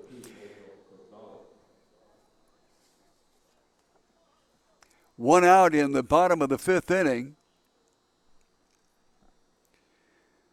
Ware is one of the several players for Pima Community College, and they're kind of all together here. First pitch, raring fastball to Daniel Gonzalez. Outside corner misses for a ball. Daniel, a base hit and a strikeout. He is one of 5 strikeout victims so far by Millette in the ballgame. Millette has also racked up a couple of hit batters. This pitch off speed outside corner for a called strike. The next hitter is Robert Valenzuela. He took one in the left bicep that really stung him, and that was one of the 2 hit batsmen by Millette tonight. Millette leading 6-2 after a big uproar in the top of the fifth inning. Swung on and missed outside, 1 ball and 2 strikes. The Stars had gone ahead in the bottom of the fourth inning, 2-1, and then Jimmy Norris hit the wall in the top of the fifth inning, gave up 5 runs way outside for a ball, and will even it up at 2. Checking the infield configuration, it has not changed. Ware, Ochoa, Hakami, and Leon. Outfield is unchanged as well. 2-2 pitch on the way. Oh, my goodness, waved at way outside. Looked like he made a decision to swing at that one last Wednesday, second out of the inning, and that will be the 6th strikeout for Millette. Robert Valenzuela comes up there. I would imagine that whatever he got on his upper bicep on his left arm is going to be a little black and blue tomorrow. Nicholas Aldretti is in left. In center is Ram, and right is Christopher Dunn. First pitch swinging and a strike. 57 pitches through the 4 innings for Millette. He has breezed along pretty well. He had quite a few pitches in the first 2 innings. This one outside corner, big swing and nothing but air, 0-2. So on the threat here of a 1-2-3 inning after giving up 5 in the top of the inning. No bueno, 0-2. Outside ball, 1-2. Sergio Santa Cruz is the next hitter. He is 1 for 2 on the evening and is batting over 300 here in the stadium. Bottom of the fifth, nobody on, 2 outs. And we'll take a timeout at the plate as Mason Millette is a very, very deliberate pitcher on the mound.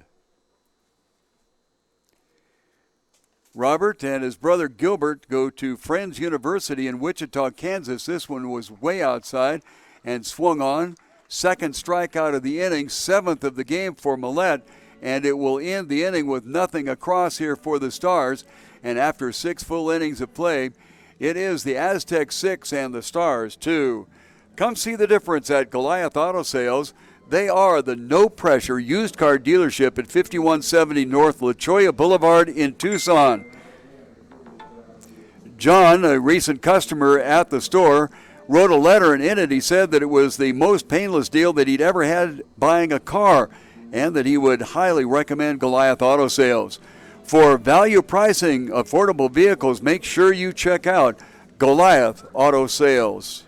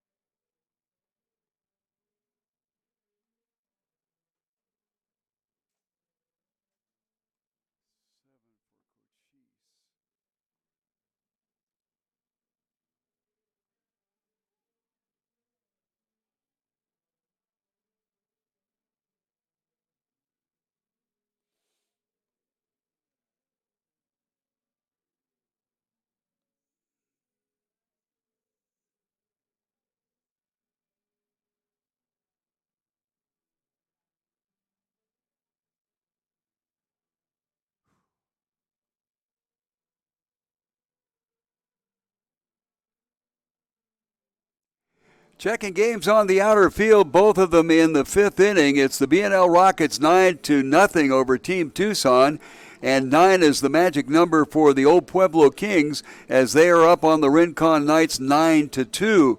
So 9-0 and 9-2. The leading teams are B&L Rockets and the Old Pueblo Kings. We're going to have a new pitcher in here for the Cochise Stars after Jimmy Norris sailed through 4 innings of work and was looking strong and fine. He got up against the wall in the fifth inning, giving up 5 runs on 4 hits. There was 1 error in and amongst that situation, and so the Cochise Stars will now counter with Richard Hegglund. And again, we mentioned that we don't have too many cumulative stats because of the scoring problem that we've had with the electronics here. The leadoff hitter for Hegglund will be A.J. Ram. Ram was at the plate when Angel Ochoa tried to move up to second base and was gunned down by Robert Valenzuela, catcher to the second baseman Marcus Mendez. So we're in the top of the 6th inning, 6-2 the Aztecs, and the Aztecs have a tendency, although they did not give up they scored the first run this evening, they have a tendency to get behind early and then come back strong late. First pitch to Ram is high for a ball, which is exactly the way he started off in the 5th inning. Down low for a ball, 2-0.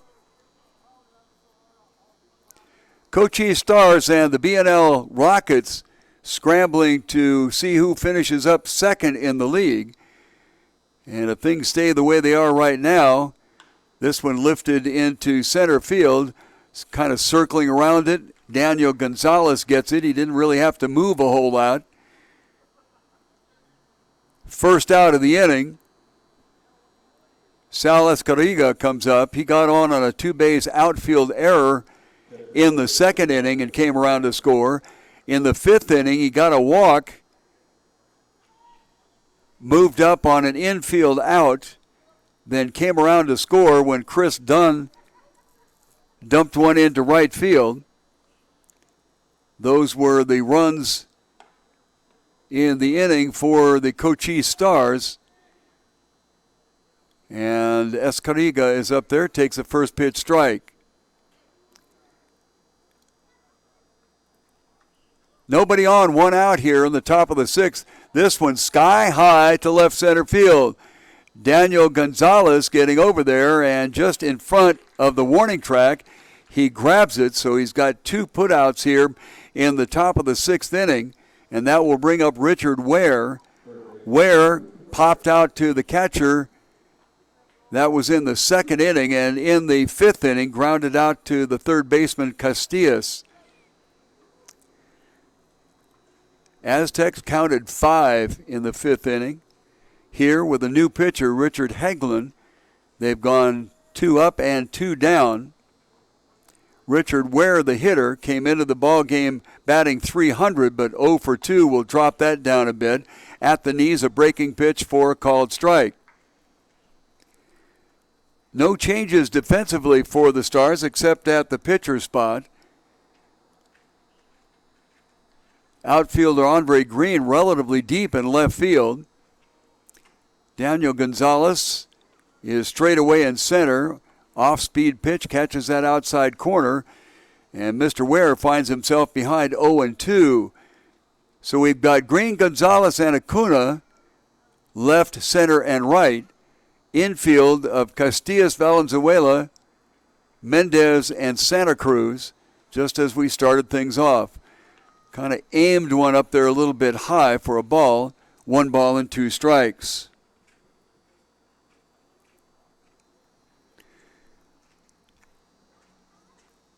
At the set is the new relief pitcher, Richard Hegglund.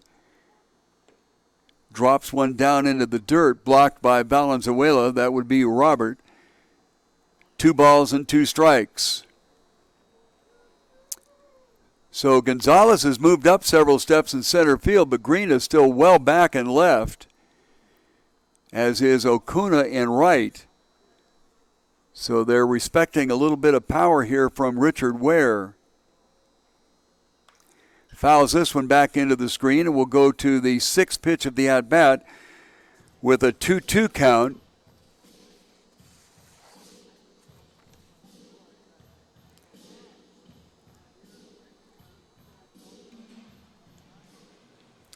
Two balls, 2 strikes, 2 outs, nobody on.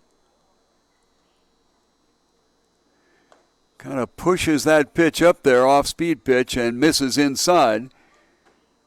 So we go to a 3-2 count. Little bit of activity in the Cochise bullpen.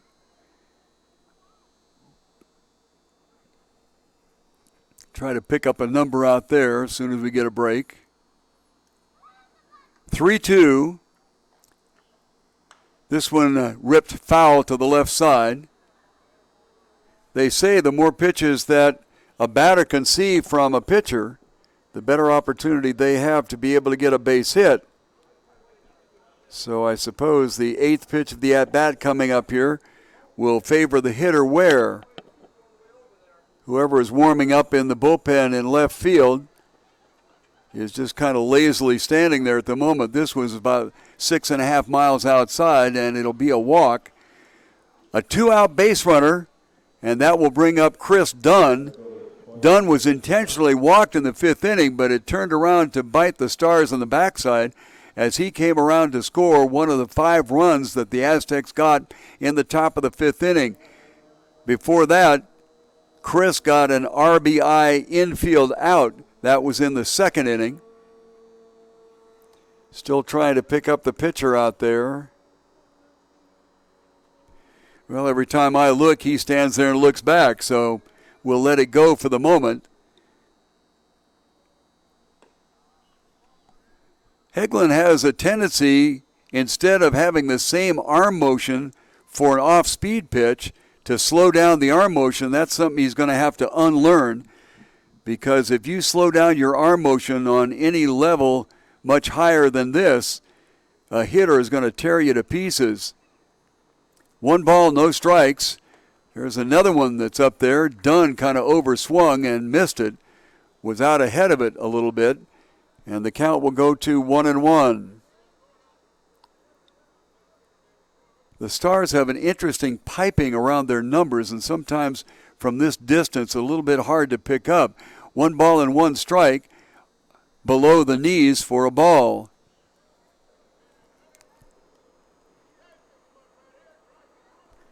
Looks like it might be Sanborn out there warming up. Shedrick Sanborn goes to Cochise Community College. That's in Douglas. Another pitch that Hegglund just kind of wishes up there. Very interesting style. 3-1 is the count. 2-out runner on first base via the walk. First walk given up by Hegglund. Of course, he just came in this inning. Chris Dunn out of UNLV. Also, that must be his hometown because he graduated from Bonanza High School in Las Vegas.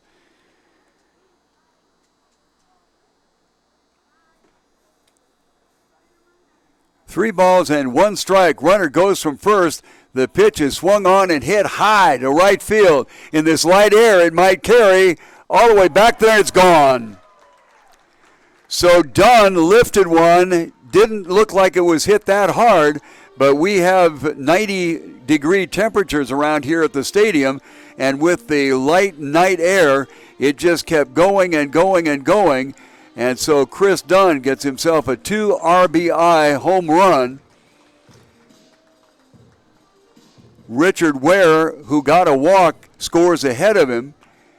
And 2 more on the board for the Aztecs. It'll go 8-2 now.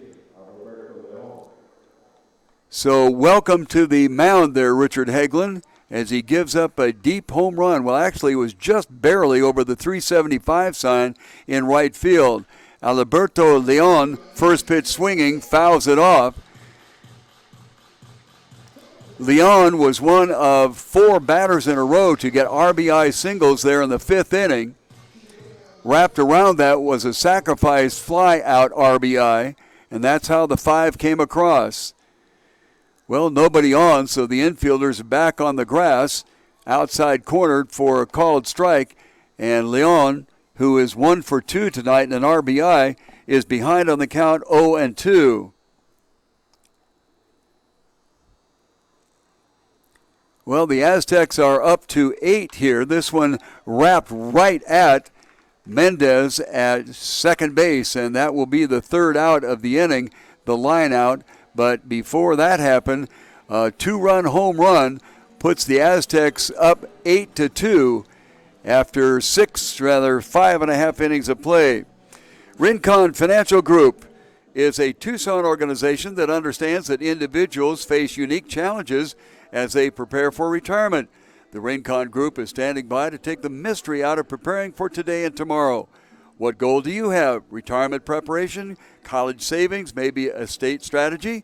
Well, the personalized services of the Rincon Financial Group is standing ready to focus on your needs, wants, and financial goals.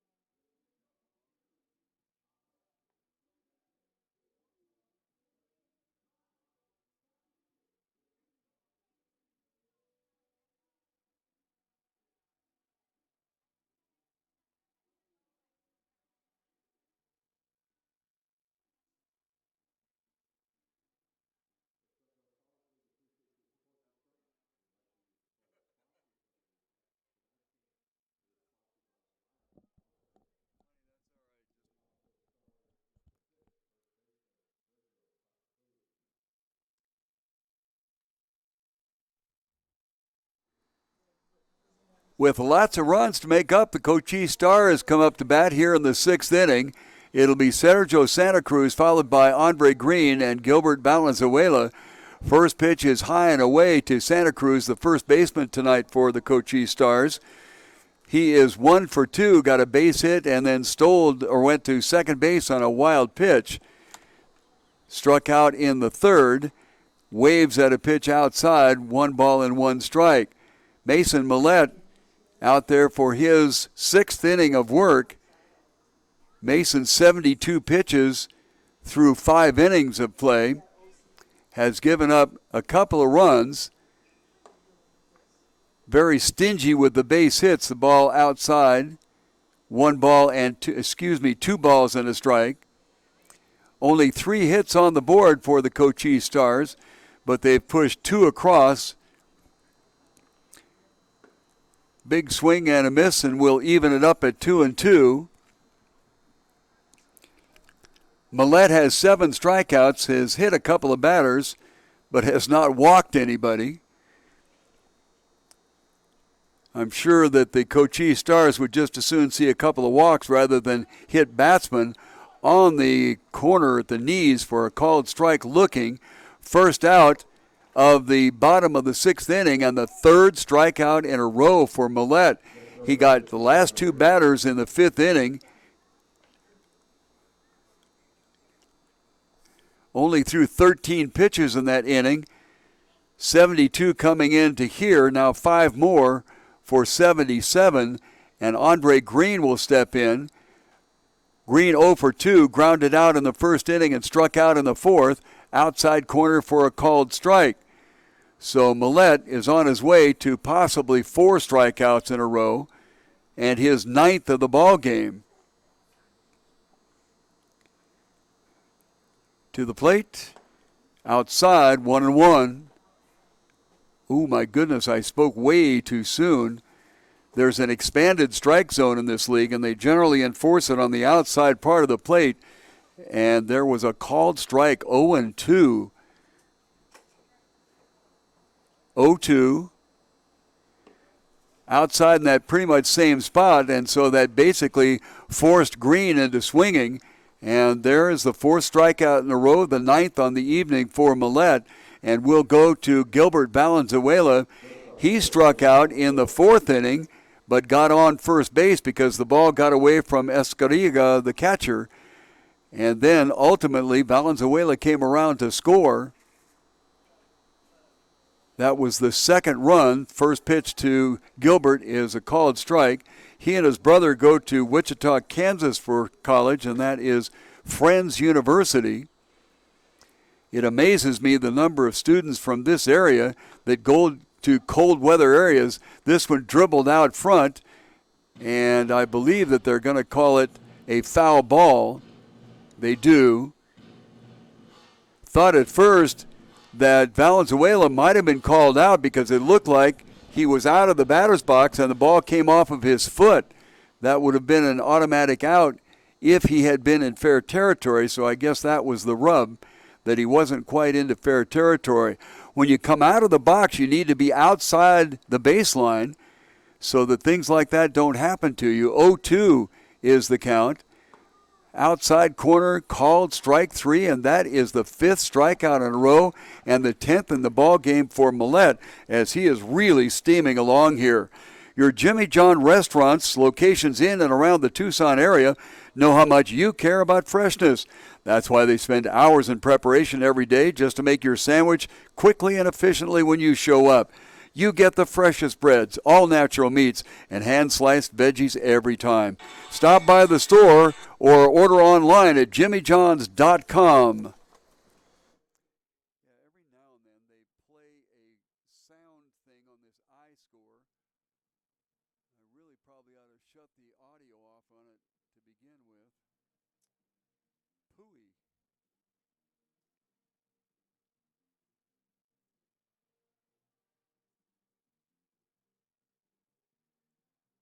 God, this kid is smoking along. He's got 9 pitches this inning, 13 the pitch inning before that.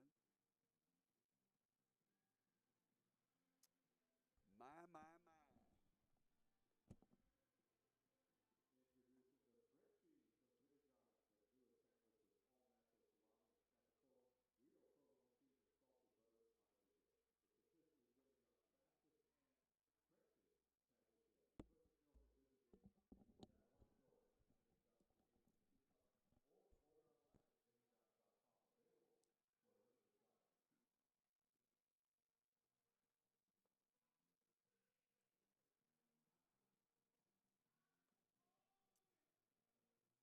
So I'm getting tired here, Priscilla. Are you want to jump up here and do an inning?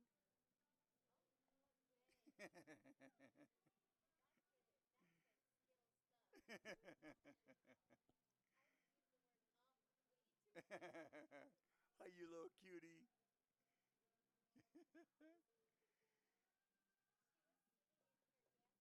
Oh, dancing, I see. You working it out there? You working it out? Woo, woo, woo.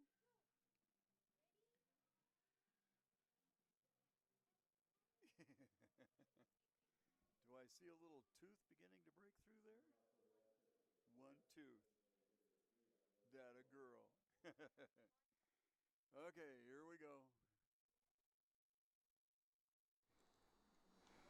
Richard Hagelin out for his second inning of work for the Cochise Stars, as he will face the bottom of the order, Mendoza, Aldretti, and then to the top of the order. Mendoza steps in there with an RBI single. He was one of 4 hitters in a row to get RBI singles for the Aztecs in the 5th inning. And before that, in the 3rd, he flew out to center field. First pitch to him is on the outside corner for a called strike. Normally, you tell your pitcher just to rear back and throw that ball, but Hagelin has a very interesting style. It almost looks like he pushes the ball up there. Next pitch swung on and fouled into the stands. A couple of people sitting in the stands not paying real close attention, and the ball almost landed in their laps over there.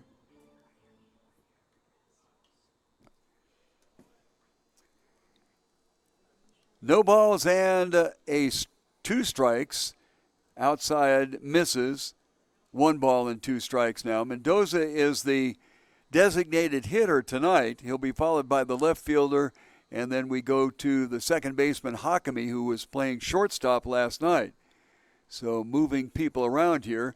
Reaches out, dribbles it out towards Gilbert Valenzuela. Gilbert does an excellent job of scooping the ball up and just getting the runner Mendoza by 1/10 of a step. That was an outstanding play by Gilbert Valenzuela. And there is 1 out here in the top of the 7th inning, and Nicholas Aldretti will come up. Aldretti was the second of 4 in a row to get an RBI single in that 5th inning, and before that he struck out. One of 2 Jimmy Norris strikeouts. Very interesting evening for the starting pitcher for the Cochise Stars. He got through 4 innings and gave up no hits. And all of a sudden the roof caved in the 5th inning. First pitch to Aldretti is a strike. There were 4 base hits, a walk, an intentional walk, an error, and a sacrifice RBI fly. This one way up and away, 1 ball and 1 strike.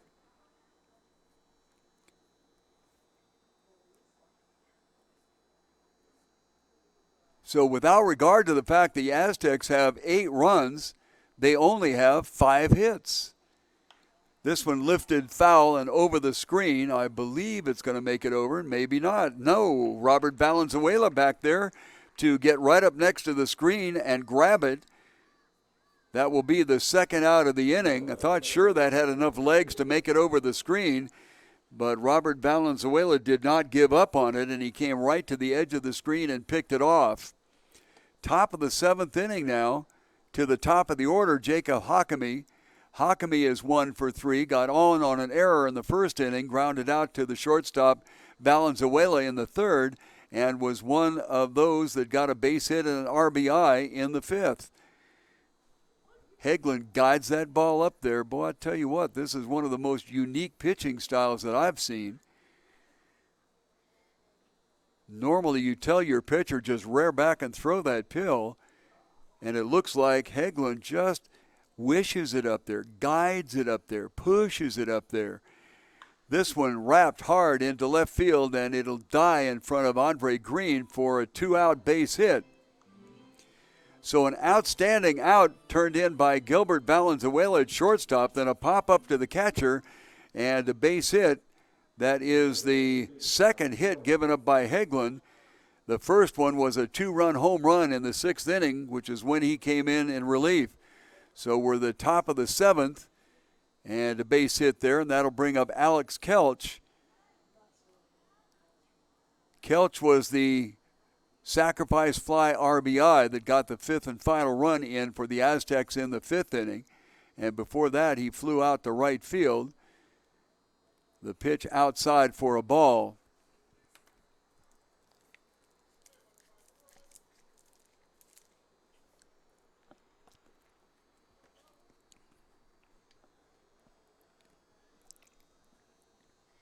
One and 0 to Kelch. Big swing at one down in the dirt. 1-1. Kelch really ripped one to left field in the 4th inning, but it was right on a direct line to Andre Green, and Green picked it off with no effort whatsoever. 1 ball and 1 strike. We have a couple of outs and a runner on first, and the Stars trying to make up an 8-2 gap. This one fouled off to the right side, certainly will get to the stands. Kind of landed out in no man's land, even if it had gotten into fair territory or into foul territory out there. It was one of those things where the right fielder, first baseman, and second baseman would have converged on it, and it would have fallen right in between.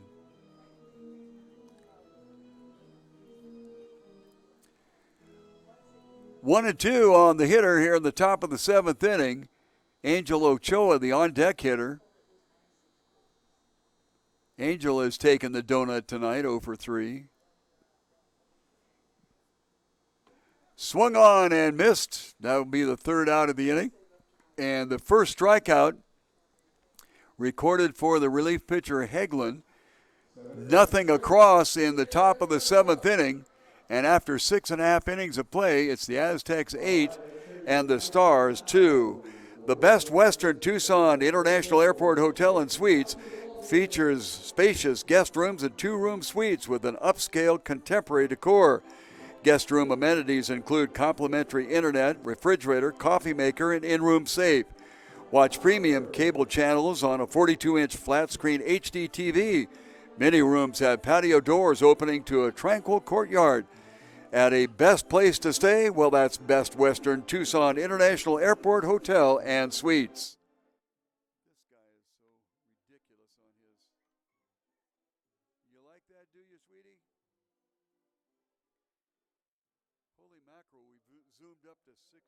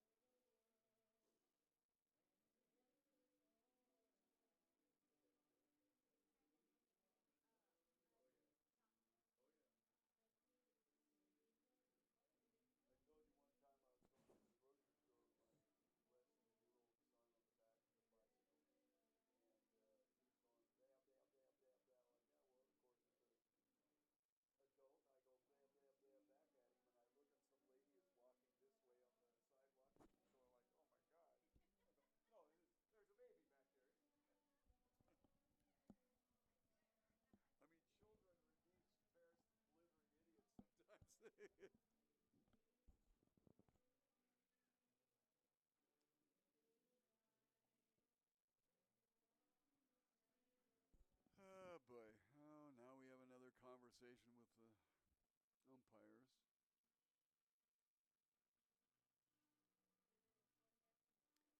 Okay, BNL 14 to nothing. Yeah. Okay. And the Rincon Knights, bottom of the 6th, 3 and 12.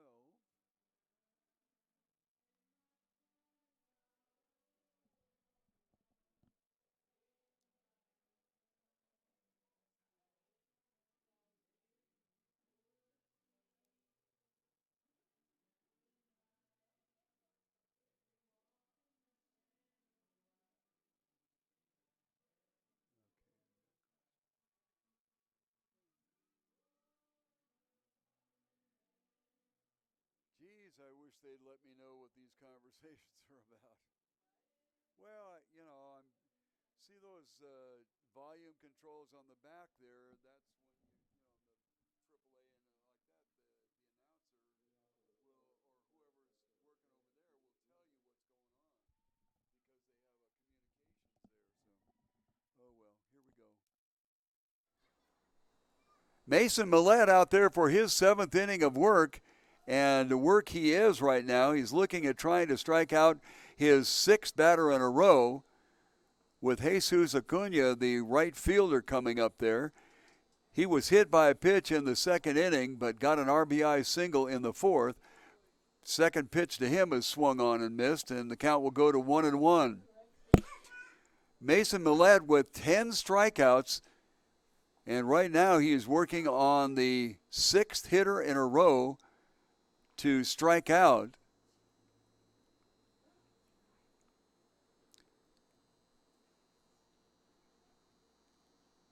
He's retired 9 in a row dating back to the 4th inning. So Millette certainly flashing pitching brilliance here. Apparently on the wrong page with the catcher Salas Garriga. And they go through the sign sequence again. Mason Millette, very, very deliberate worker, comes to the plate 1-1. The bottom falls out of that one as a rather impatient Acuna goes after it. Jonathan Dibble is the next scheduled hitter, and then Martin Castillas. Don't think that they'll be making many changes as pinch hitters because the Stars are a little low on personnel. That one outside corner for a looking strikeout, and that is the 6th strikeout in a row. Impressive no matter what level you're at. That's the 11th strikeout here against the Cochise Stars in just seven and, let's go 6.1, if you will, 6 1/3 innings. To the plate, high ball. Jonathan Dibble is the designated hitter tonight. He struck out looking in the 4th inning and got on a 2-base throwing error in the 5th inning. Swings at one on the outside part of the plate, and the count 1-1. Looking at the games on the outlying fields, the BNL Rockets in the 6th inning lead the team Tucson 14-0. That one could be ended after 7. Golfed at and missed, 1 ball and 2 strikes. The other one also is on the verge of being a 7-run mercy rule. The Old Pueblo Kings 12-3 over the Rincon Knights. The Knights had won 2 in a row. One of them had come from behind fashion here. Swinging strike, oh my goodness sakes, that is 7 in a row and 12 on the evening. Going to go to Martin Castillas. He got a sacrifice fly RBI in the 2nd inning. That was the first run accounted for by the Stars, and they tied things up 1-1 at that time. Then they went ahead in the 4th inning by pushing across a run. First pitch is swung on and missed. Boy, this is a time that you need to start taking pitches and making him throw strikes.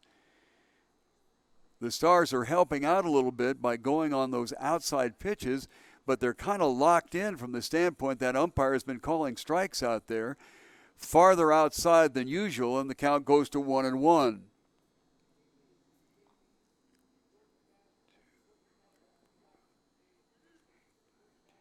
Ten outs in a row recorded by Millette. And out of those 10 outs, the vast majority of them are strikes, 1 ball and 2 strikes called on the outside corner.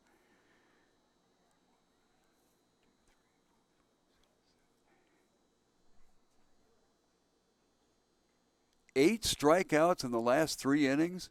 Gracious sakes. 1 ball and 2 strikes. And Martin Castillas calls timeout of the plate. I've mentioned several times that Millette is a very deliberate worker, which sometimes works to your disadvantage. I'll tell you why in a second. That one fouled off to the right side.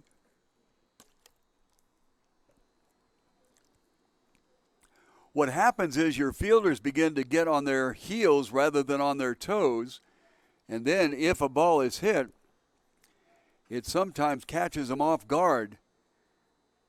So you want to work a little bit more swiftly, but who's to argue with the 12 strikeouts here?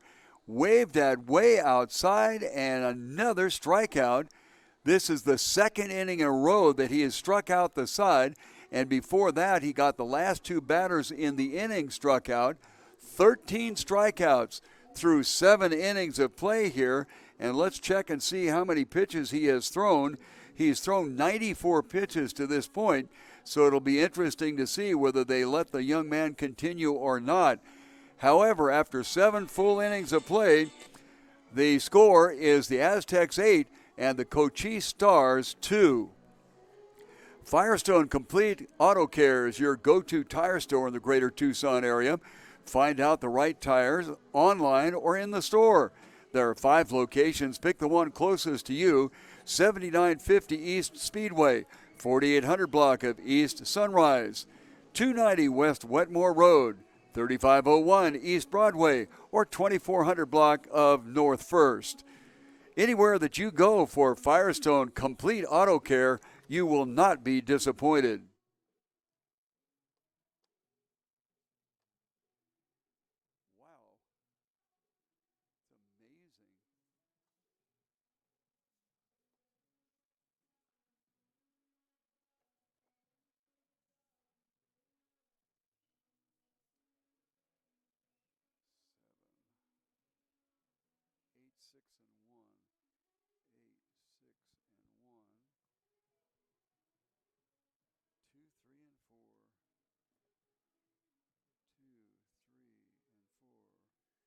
Okay, we're going to turn over the microphone to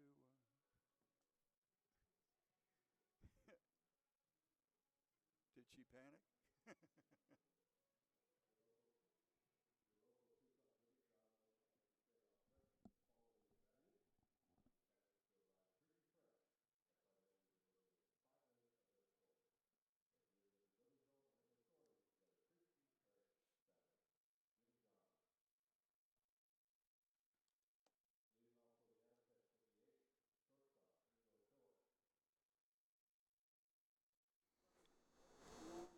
It'll be Ochoa, Ram, and Escariga, 3, 4, and 5 in the order, as the Aztecs will try to add here. First pitch swinging and hits it sharply to left center field. Hustling over is Gonzalez. It's going to be a close play at second base, but in there, sliding head first and safe for a double to lead off the top of the 8th inning.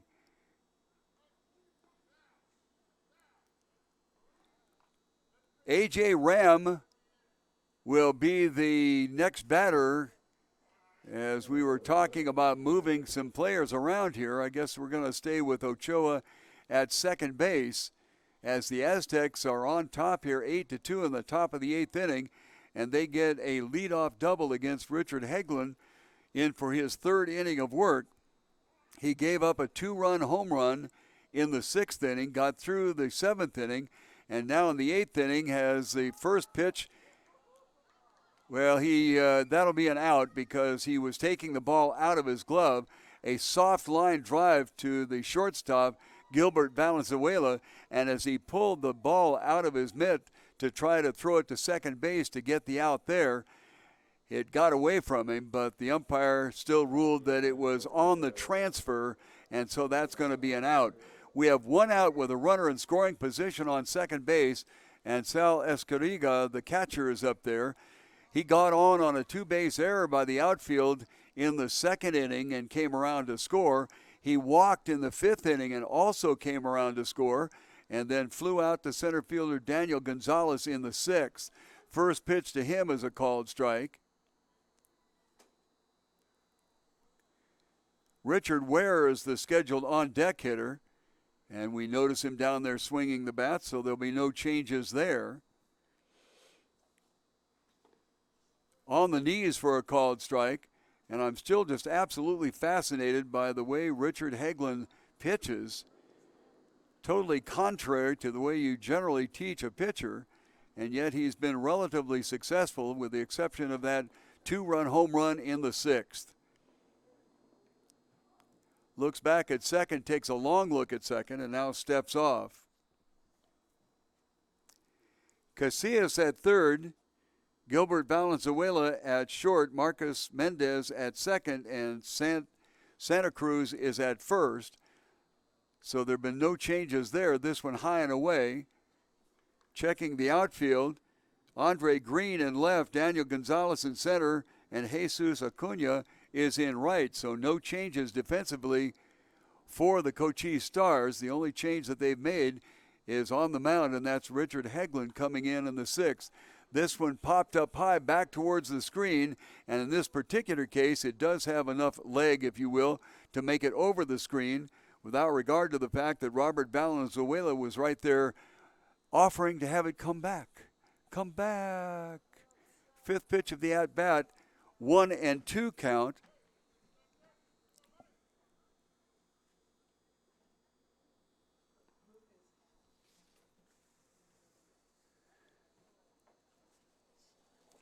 Escariga, a graduate of Saharita High School, way down south here.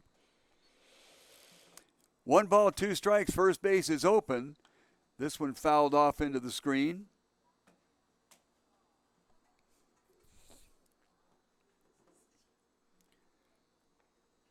Pretty healthy pitch count for Hegland. He's got 38 pitches, 39 now through 3 innings of work. Has 1 strikeout and 1 walk. This one fouled off to the right side and curving away from the field, as always happens with a right-handed hitter hitting it to right field. 7th pitch of the at-bat coming up, and during the last 3 pitches, the count has been 1-2. So the Stars look like they will slip down to third spot, and the B&L Rockets will be in second. That means that they'll be the home team, waved at way outside, and a strikeout for the second out of this, the top of the eighth inning. Second strikeout for his relief stint here by Richard Hegland, and that will bring up Richard Ware. Richard walked his last time out and came around to score. Previous to that, he grounded out to Castillos at third base and popped out to the catcher, Robert Valenzuela. 2 outs in the top of the eighth inning. It really behooves the Aztecs to be held to nothing here for the Stars to have any prayer to make up that 6 runs. This one lifted into foul territory on the right. Santa Cruz over to grab it in foul territory, and that pop-up will end the inning with nothing across for the Aztecs, and will go to the bottom of the eighth inning with the Stars trying to make up a 6-run deficit. They're behind 8-2. When you want really good Tex-Mex cuisine, go to Chuy's Mesquite Broiler at East 22nd Street in Calm. Chuy's knows what Southwestern tastes are all about, and they are there to satisfy. Chuy's at 22nd Street is open till 10 on weeknights and Sundays, till 11 on Fridays, and until midnight on Saturdays. Enjoy the food, decor, and drinks at Chuy's at East 22nd Street and Calm.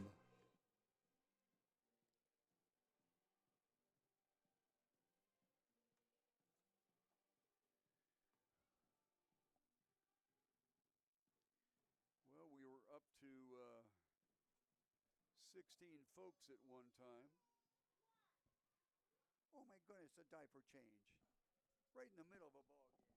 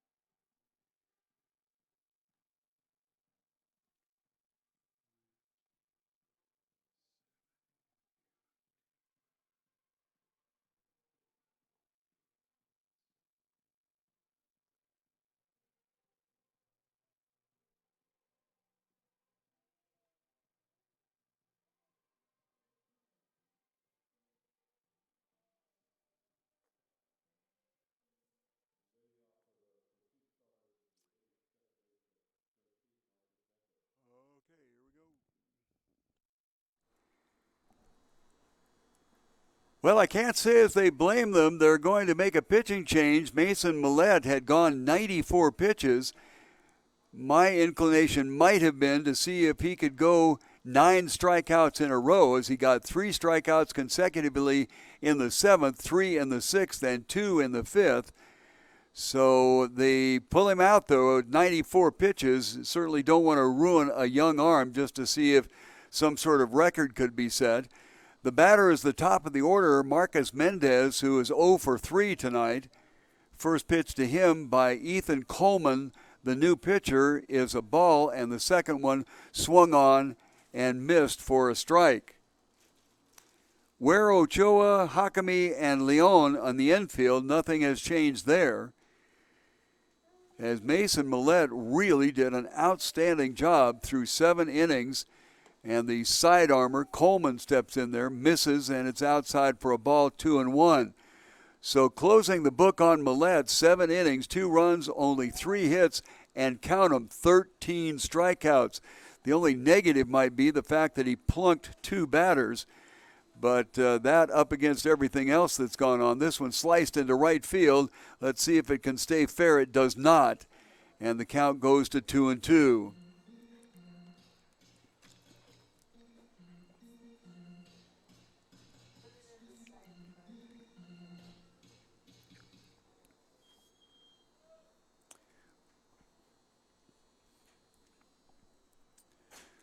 2 balls and 2 strikes. Bottom of the 8th inning. Last 2 chances here for the Stars to make up the 6th run deficit. Sidearm inside for a ball, and we'll fill them up 3-2. The outfield, Aldretti, Ram, and Dunn. So nothing has changed in the Aztecs defensive lineup with the exception of the pitcher, Ethan Coleman, facing his first batter here in the bottom of the 8th. This one swung on and lifted just over the head of Ochoa.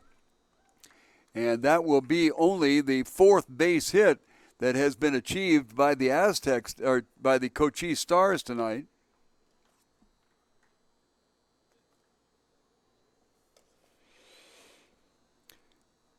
So the first runner on, and David Gonzalez, who was a strikeout victim of Millet's twice in a row in the 3rd and the 5th, got a base hit in the 1st inning, but didn't get any farther than 3rd base. Sidearm coming in, dropping low for a ball. Well, after you've seen a straight over-the-top type pitcher like Mason Millet, and then you have to look at somebody that comes by way of the 3rd base dugout, it's a little bit of an adjustment, but adjust he did Mendez, and got a base hit. This one way outside, 2-0. Ware is just a step or 2 behind the grass at 3rd base as the infield is kind of swung around to the right field side. Shallow in right is Dunn. Relatively deep in center is Ram, and the same for Aldretti in left. Outside corner for a called strike. 2 balls and 1 strike. So the Aztecs got 1 in the 2nd, 5 in the 5th, 2 in the 6th. The Stars countered with 1 in the 2nd, 1 in the 4th, and that's all they've gotten. 8-2 right now. Off speed, inside corner, sidearm strike. 2 balls and 2 strikes.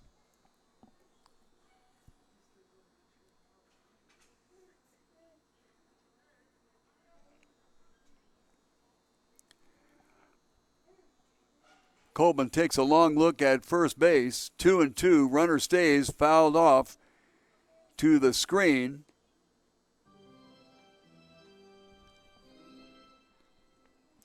Take a quick peek at what's going on the outer fields. The Rincon Knights scored 1, but then the Old Pueblo Kings came back and scored 2. So it's 14-4 out there. This one hit right off the end of the bat. First baseman Leon grabs a hold of it, tries to go to second base to try to start a double play, but loses the handle on the ball. So he takes an unassisted out at first base, and the runner Mendez will go over to second. That'll bring up Robert Valenzuela. Of the 13 strikeouts turned in by Millet, Valenzuela has done it twice. He also was the beneficiary, if you will, of being hit by a ball. Got smacked in the upper left bicep, and it really stung him, but he has stayed in the ball game. This one hit hard to left field, foul.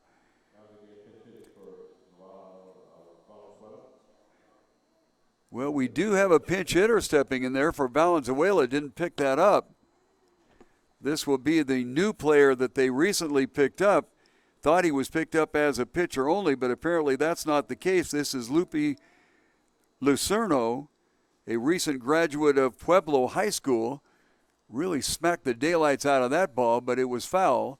Outside corner for a called strike, so right away Lupe is behind 0-2. Wears number 99 on his back. I don't know, maybe Valenzuela's upper bicep was beginning to tighten up on him.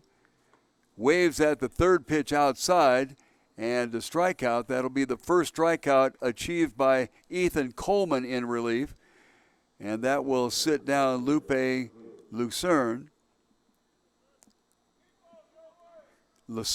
I should say, my apologies. Sergio Santa Cruz stepping in there.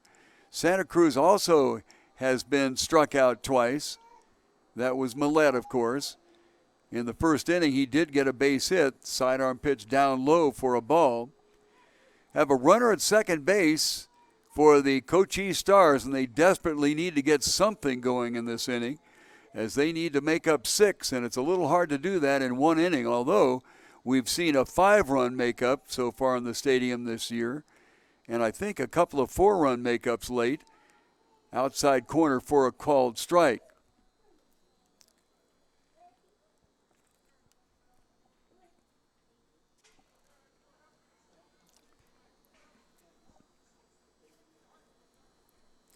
One ball, one strike, 2 outs. A runner on second base, bottom of the 8th inning, as Coleman turns around and chases Mendez back to the bag at second base.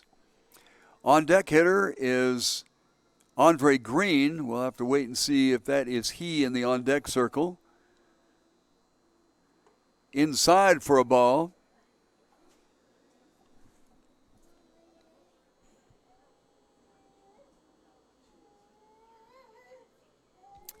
Yeah, I believe it is Green, left fielder tonight.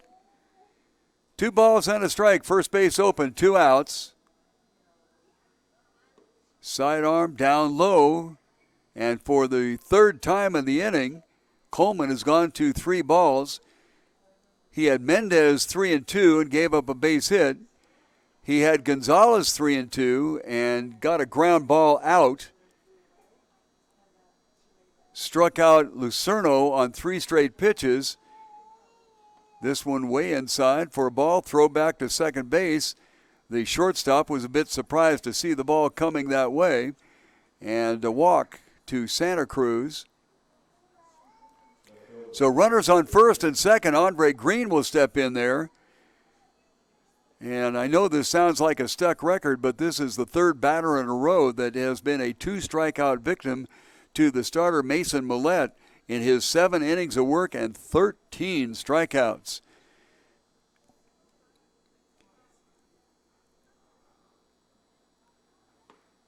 Outside cornered for a called strike. First and second runners, 2 outs. And the Stars really need to get something going here so that they don't have to make up 6 in the 9th. This one, high hopper over the pitcher to the shortstop, Ochoa, and Ochoa tosses it to the second baseman, Hakami, and he drops it. So let's see who they charge the error to. I would say that it was probably going to be to the second baseman, but howsomever, Santa Cruz gets over to second, and over to third on the play is Mendez. So the bases are loaded, and they have yet to chalk up whether that was an error or not. Apparently they're going to call it an error. Nope, they already had 4 on the board. So I guess we're just going to go simply with a fielder's choice. The first pitch to Mr. Green, to Gilbert Valenzuela will be a ball. Gilbert struck out looking as the 3rd of 3 strikeouts in the 6th inning. He also struck out in the 4th, but the ball got away from the catcher, and he got on first base. This one wrapped solidly to center field. Diving at it is Ram, and he comes up with it. A line drive out that, if it had fallen in, would have certainly gotten 1 and possibly as many as 2, especially with 2 outs. It might have even gotten 3, but as it turned out, nothing comes across for the Stars in the bottom of the 8th inning. And after 8 full innings of play, it is the Aztecs 8 and the Stars 2. Elite Sporting Goods is a store specializing in equipment and uniforms, not only for sports but for schools.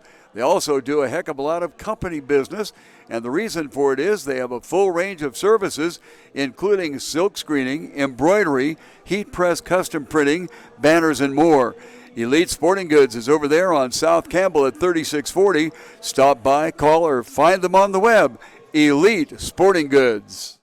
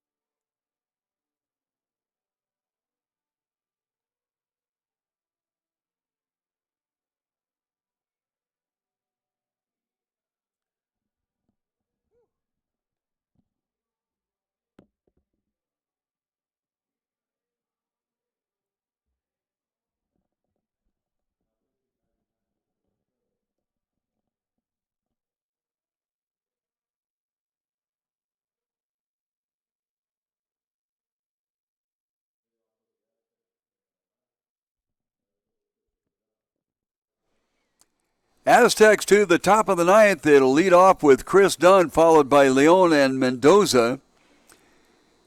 They are leading at 8-2, and the Cochise Stars have put in a relief pitcher. This is Lupe Lucerno. Lucerno came in and struck out on 3 pitches as a batter. He is a recent high school graduate, and they are eligible here in this league. If you're a graduated high school senior in the greater Tucson area, you are eligible to play in the games here. Pueblo High School was where he was in school. First pitch was a ball, second pitch a strike to Dunn. Dunn was a home run hitter in the 6th inning, a 2-run home run. Just barely got over the 375 sign. Next pitch is down low for a ball. 2 balls and a strike. Before that, Dunn was intentionally walked in the 5th inning and came around to score as part of a 5-run 5th inning for the Aztecs. And since then, they've put it on cruise control. 2 balls and a strike. That's down low. And we go to 3-1. Dunn got an RBI infield out in the 2nd inning. So he's got 3 RBIs on the game. Inside, corner, called strike. 3-2 will go. Both are final in the outlying games. The B&L Rockets mercy ruled the Team Tucson 16-0. And we'll get the other one for you. It also a mercy rule after 7 innings. It was the old Pueblo Kings beating the Knights 14-4. 3-2 count to Dunn. Swung on and fouled at the plate.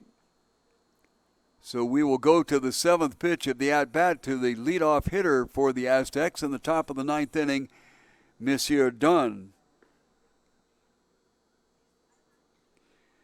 A product of the Las Vegas baseball system. And we do have quite a few players from Las Vegas, New Mexico, but I'm talking about Las Vegas, Nevada in this particular case. 3-2, hit on the button out towards shortstop. Valenzuela makes a valiant effort to try to grab it before it goes into left center field. I would hope that they do not give an error on that, because it would have been a fantastic play if he'd have been able to grab it. And normally, if a player extends themselves and gets into the area and cannot pick up the ball, you don't penalize them. So it does go to a base hit. That is the 8th base hit given up by the triumvirate of Norris, Heglin, and Lucerno. And that will bring up Alberto Leon, the first baseman, an RBI single in that very productive 5th inning. Lined out, really ripped one right at Mendez for an out in the 6th. And before that, he flew out to Daniel Gonzalez in left field. First pitch swinging, whacks it into the backstop, and it is 0-1. Nobody out here in the top of the 9th inning. This one lifted into the stands on the right side. So Leon, who came into the game batting .231 with his stadium appearances, is standing up there with a 0-2 count on him. We're on the top of the 9th inning, and Lucerno out there to get a hold. They certainly don't want to be down any more than the 6th going into the bottom of the 9th. To the plate, nice curveball down into the dirt. Great pitch to throw 0-2. Valenzuela, the catcher, held it in front of him, so there was no advance by the runner on first base, Chris Dunn. 1 ball and 2 strikes on a toasty warm evening here in Tucson, Arizona. Valenzuela sets up inside. The runner goes, and the pitch is a ball, 2-2. No effort to try to throw out the runner at second base, so a stolen base for Dunn. And a 2 ball, 2 strike count now with first base open and nobody out in the top of the 9th inning. At the set, look back at second. Second look back there, and he comes to the plate. The ball gets through, and the runner will go down to third. For a second, they thought Dunn might try to make it home because the ball went all the way back to the backstop and stayed there. Valenzuela hustled back there and got it. So we're going to talk about a wild pitch and the runner on third. 3-2 is the count.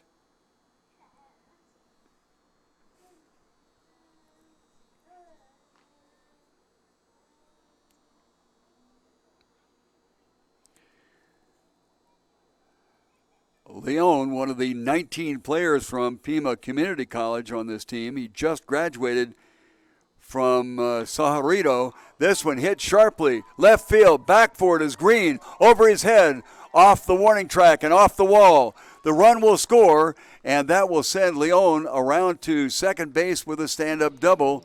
And one thing that the Cochise Stars did not want to do is lengthen that 6-1 gap. It's now out to 7 as we are in the top of the 9th inning. That is the second run batted in for Leon today as he rests comfortably on second base.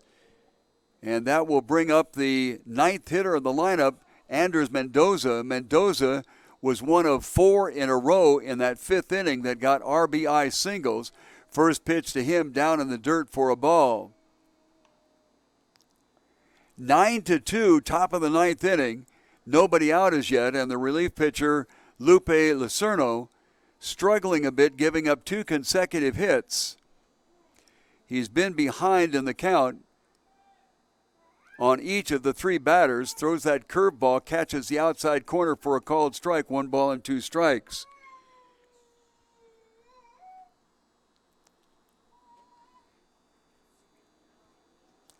To the plate, inside for a ball. Lucerno, much like Maletti comes straight over the top. But he will have a long way to go to catch up with Mason. My goodness, what a performance. Off-speed pitch, high and away, 3-1. 3 balls and 1 strike. An RBI double and a base hit. Makes it 9 in the dirt, and that will be a walk. Still no outs in the inning. Runners on first and second. First walk given up by Lucerno. No change defensively for the Cochise Stars with the exception of Lupe Lucerno coming in as a pitcher here, and that'll bring up Nicholas Aldrete. Aldrete 1 for 3 tonight and an RBI. Kind of has a thought about a high fastball and backs off of it. 9 base hits scored by the Aztecs tonight to get their 8 runs. Outside corner, that off-speed breaking pitch, good job, 1 ball and 1 strike.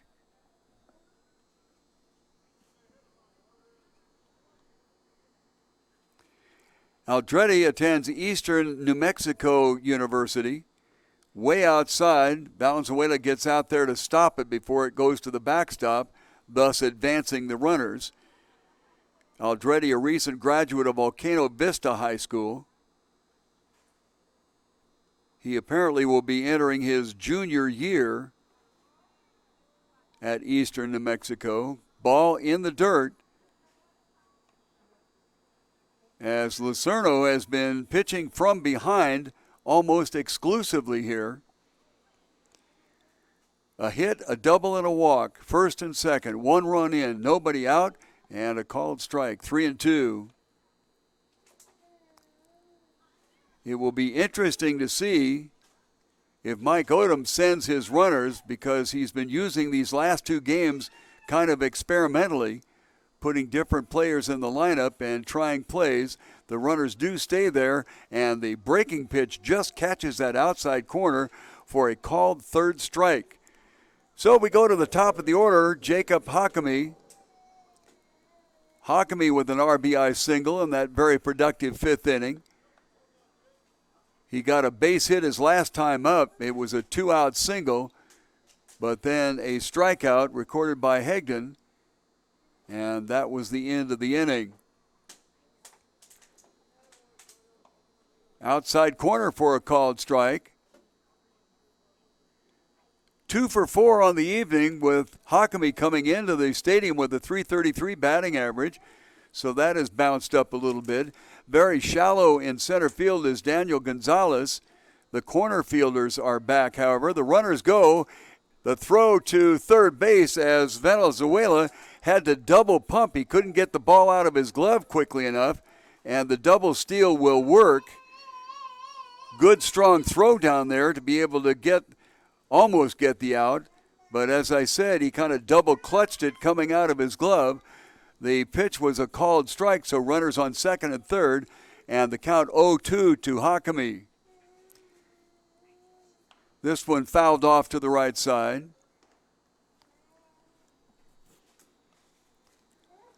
So the Aztecs looking to put a couple of more runs on the board. However, I don't think that was the reason for the double steal. I think that they were working on things. Hakami up here, 2 hits in 4 times at bat. 0-2 the pitch, outside and high, 1-2.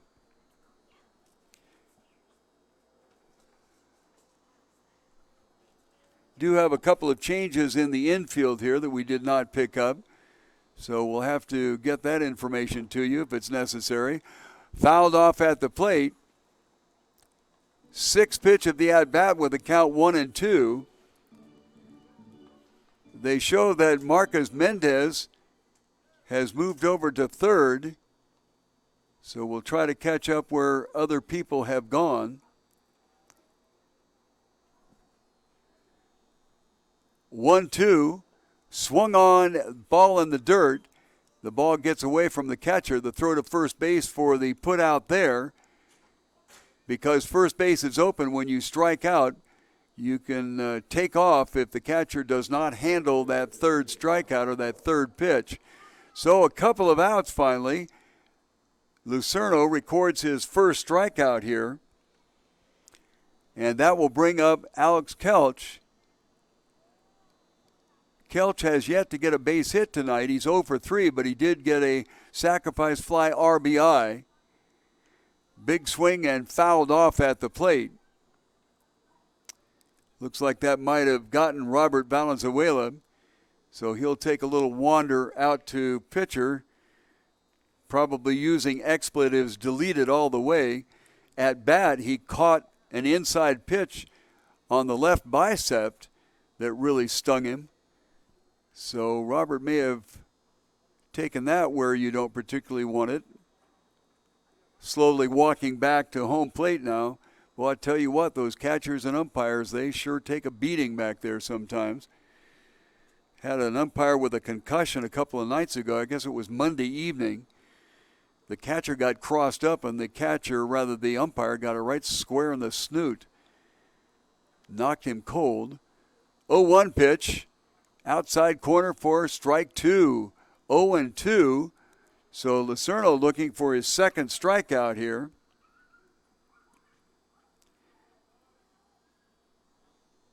At second base, they have moved to Jonathan over there. Big swing and a miss, so a second strikeout in a row, and that will end the inning. So the Stars get out of it with giving up only 1 run.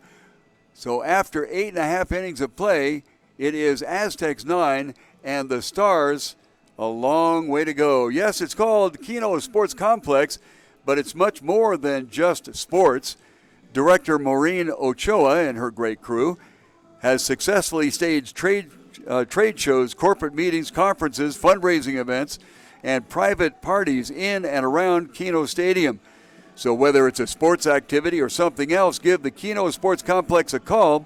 Find out how convenient and successful your event can be right here at Kino Sports Complex.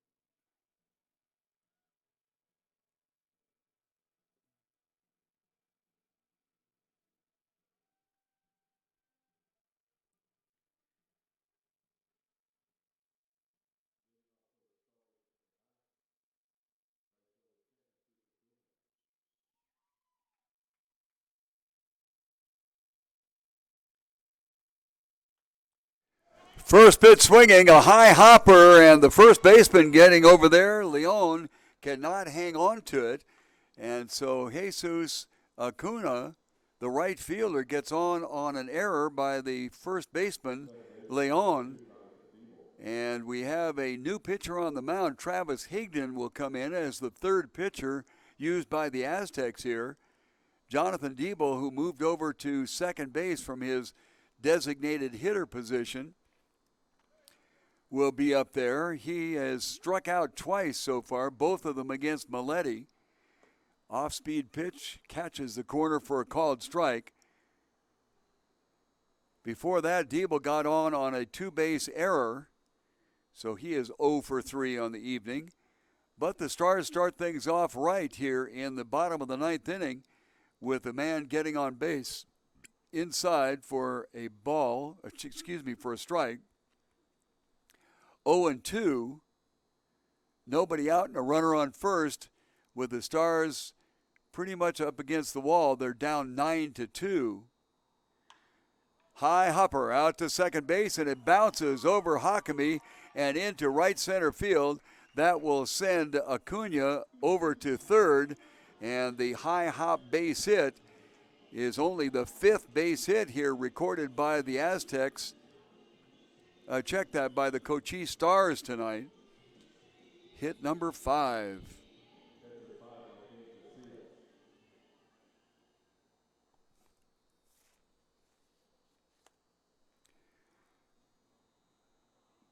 The batter will be Martin Castillas. Martin, the third baseman tonight, is 0 for 2. He does have a sacrifice fly RBI. Looks at the first pitch away for a ball.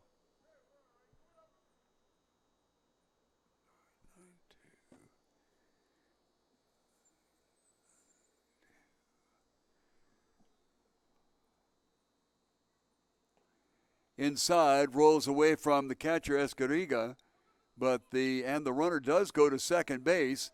The late throw is a little offline, and second base is stolen, if you will. Runners on second and third, nobody out. And as I mentioned, a decent start here for the Stars to try to make up that 7-run deficit. Down low for a ball, and the count to Castillas goes to 2-0.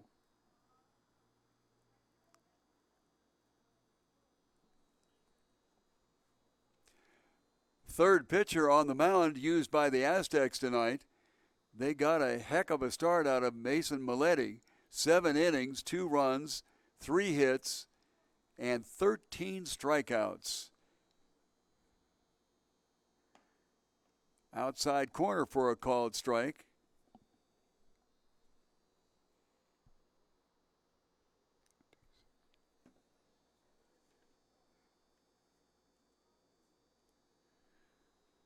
To the plate, wrap foul right side. 2-2. Higdon in relief of Ethan Coleman, who pitched 1 inning, in relief of Mason Maletti, who pitched 7.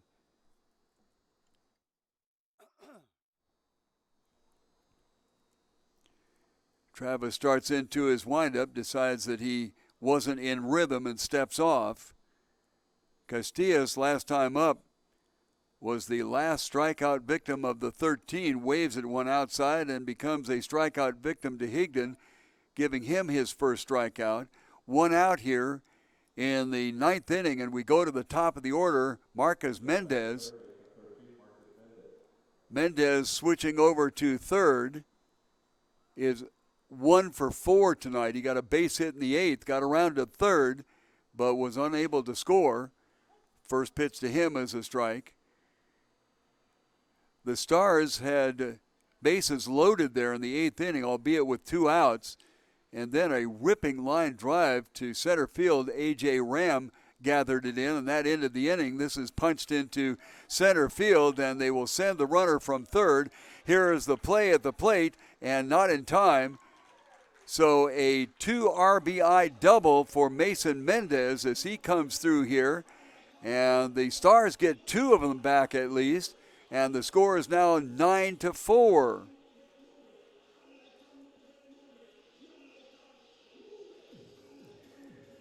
seventh hit of the ball game for the Cochise Stars here, and we'll have a little discussion with the pitcher and a couple of runs in, and we'll be back when they finish the conference.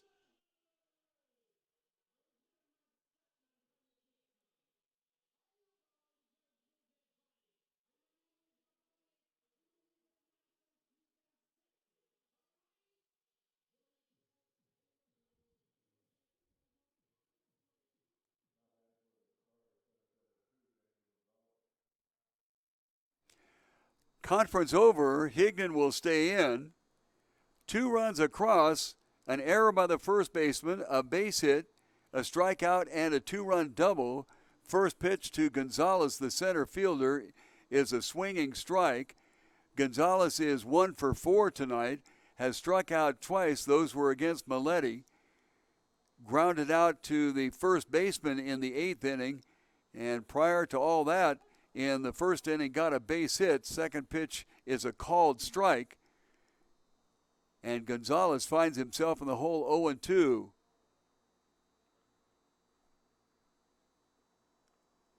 Way outside, and the runner will go down to second base and take a big turn and head to third. The throw to third, and he's there in time.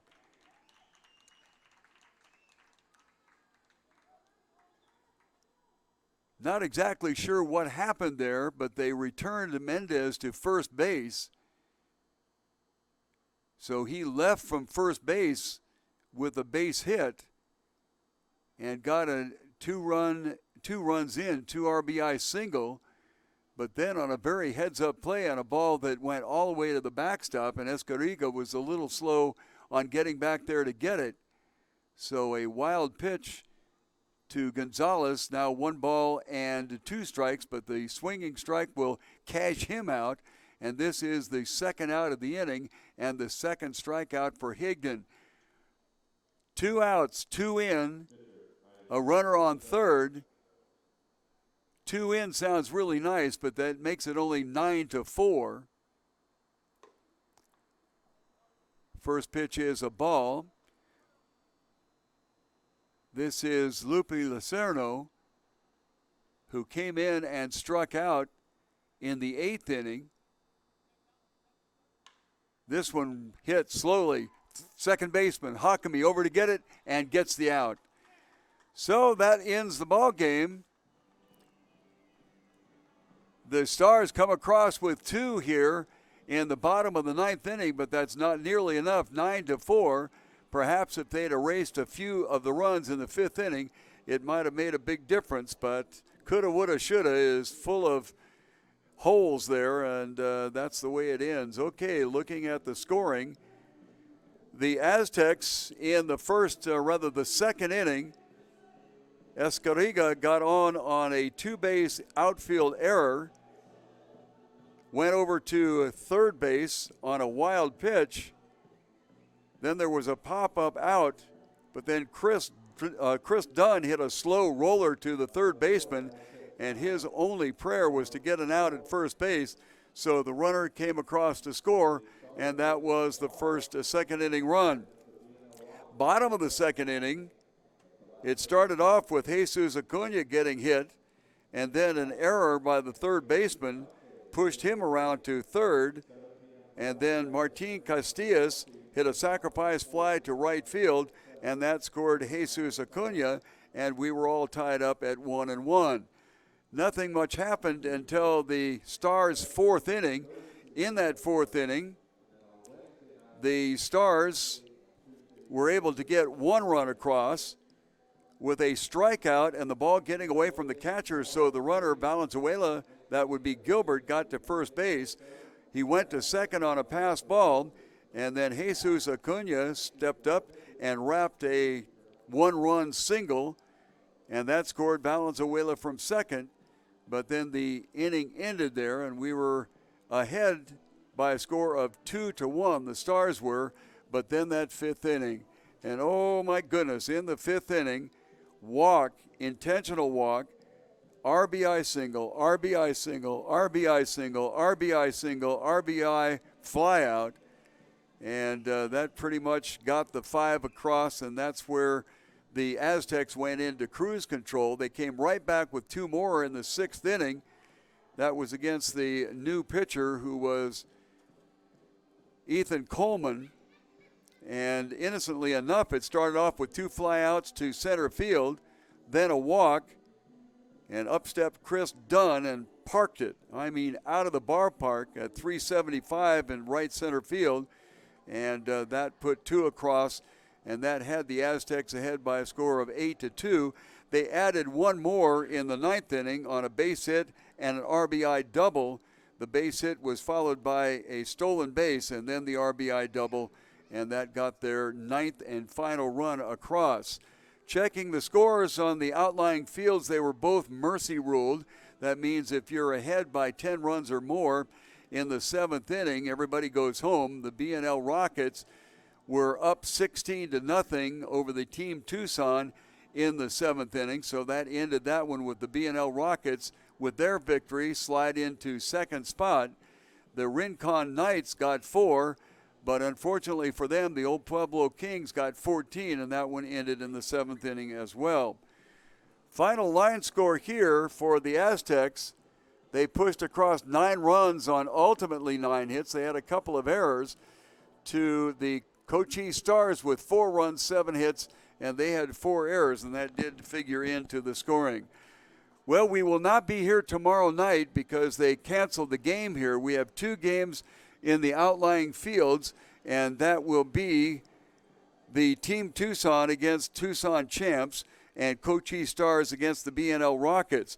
If we get both of those games in without any kind of rain, which they've talked about rain in the area both tonight and tomorrow night, anyway, if we get those completed, why, we'll start the playoffs on Monday. If not, we'll push it back to Tuesday. The playoff lineup right now would be the league-leading Aztecs that we just saw here tonight playing on Monday evening here in the stadium with the 6:50 broadcast time. They'll be playing Team Tucson, who finished the season in 4th spot, and then deciding who is in the home team bracket for the game that'll happen on Tuesday. It'll be the Cochise Stars and the B&L Rockets. Whoever finishes in 2nd spot will be the home team, and whoever is in 3rd will be the visitors.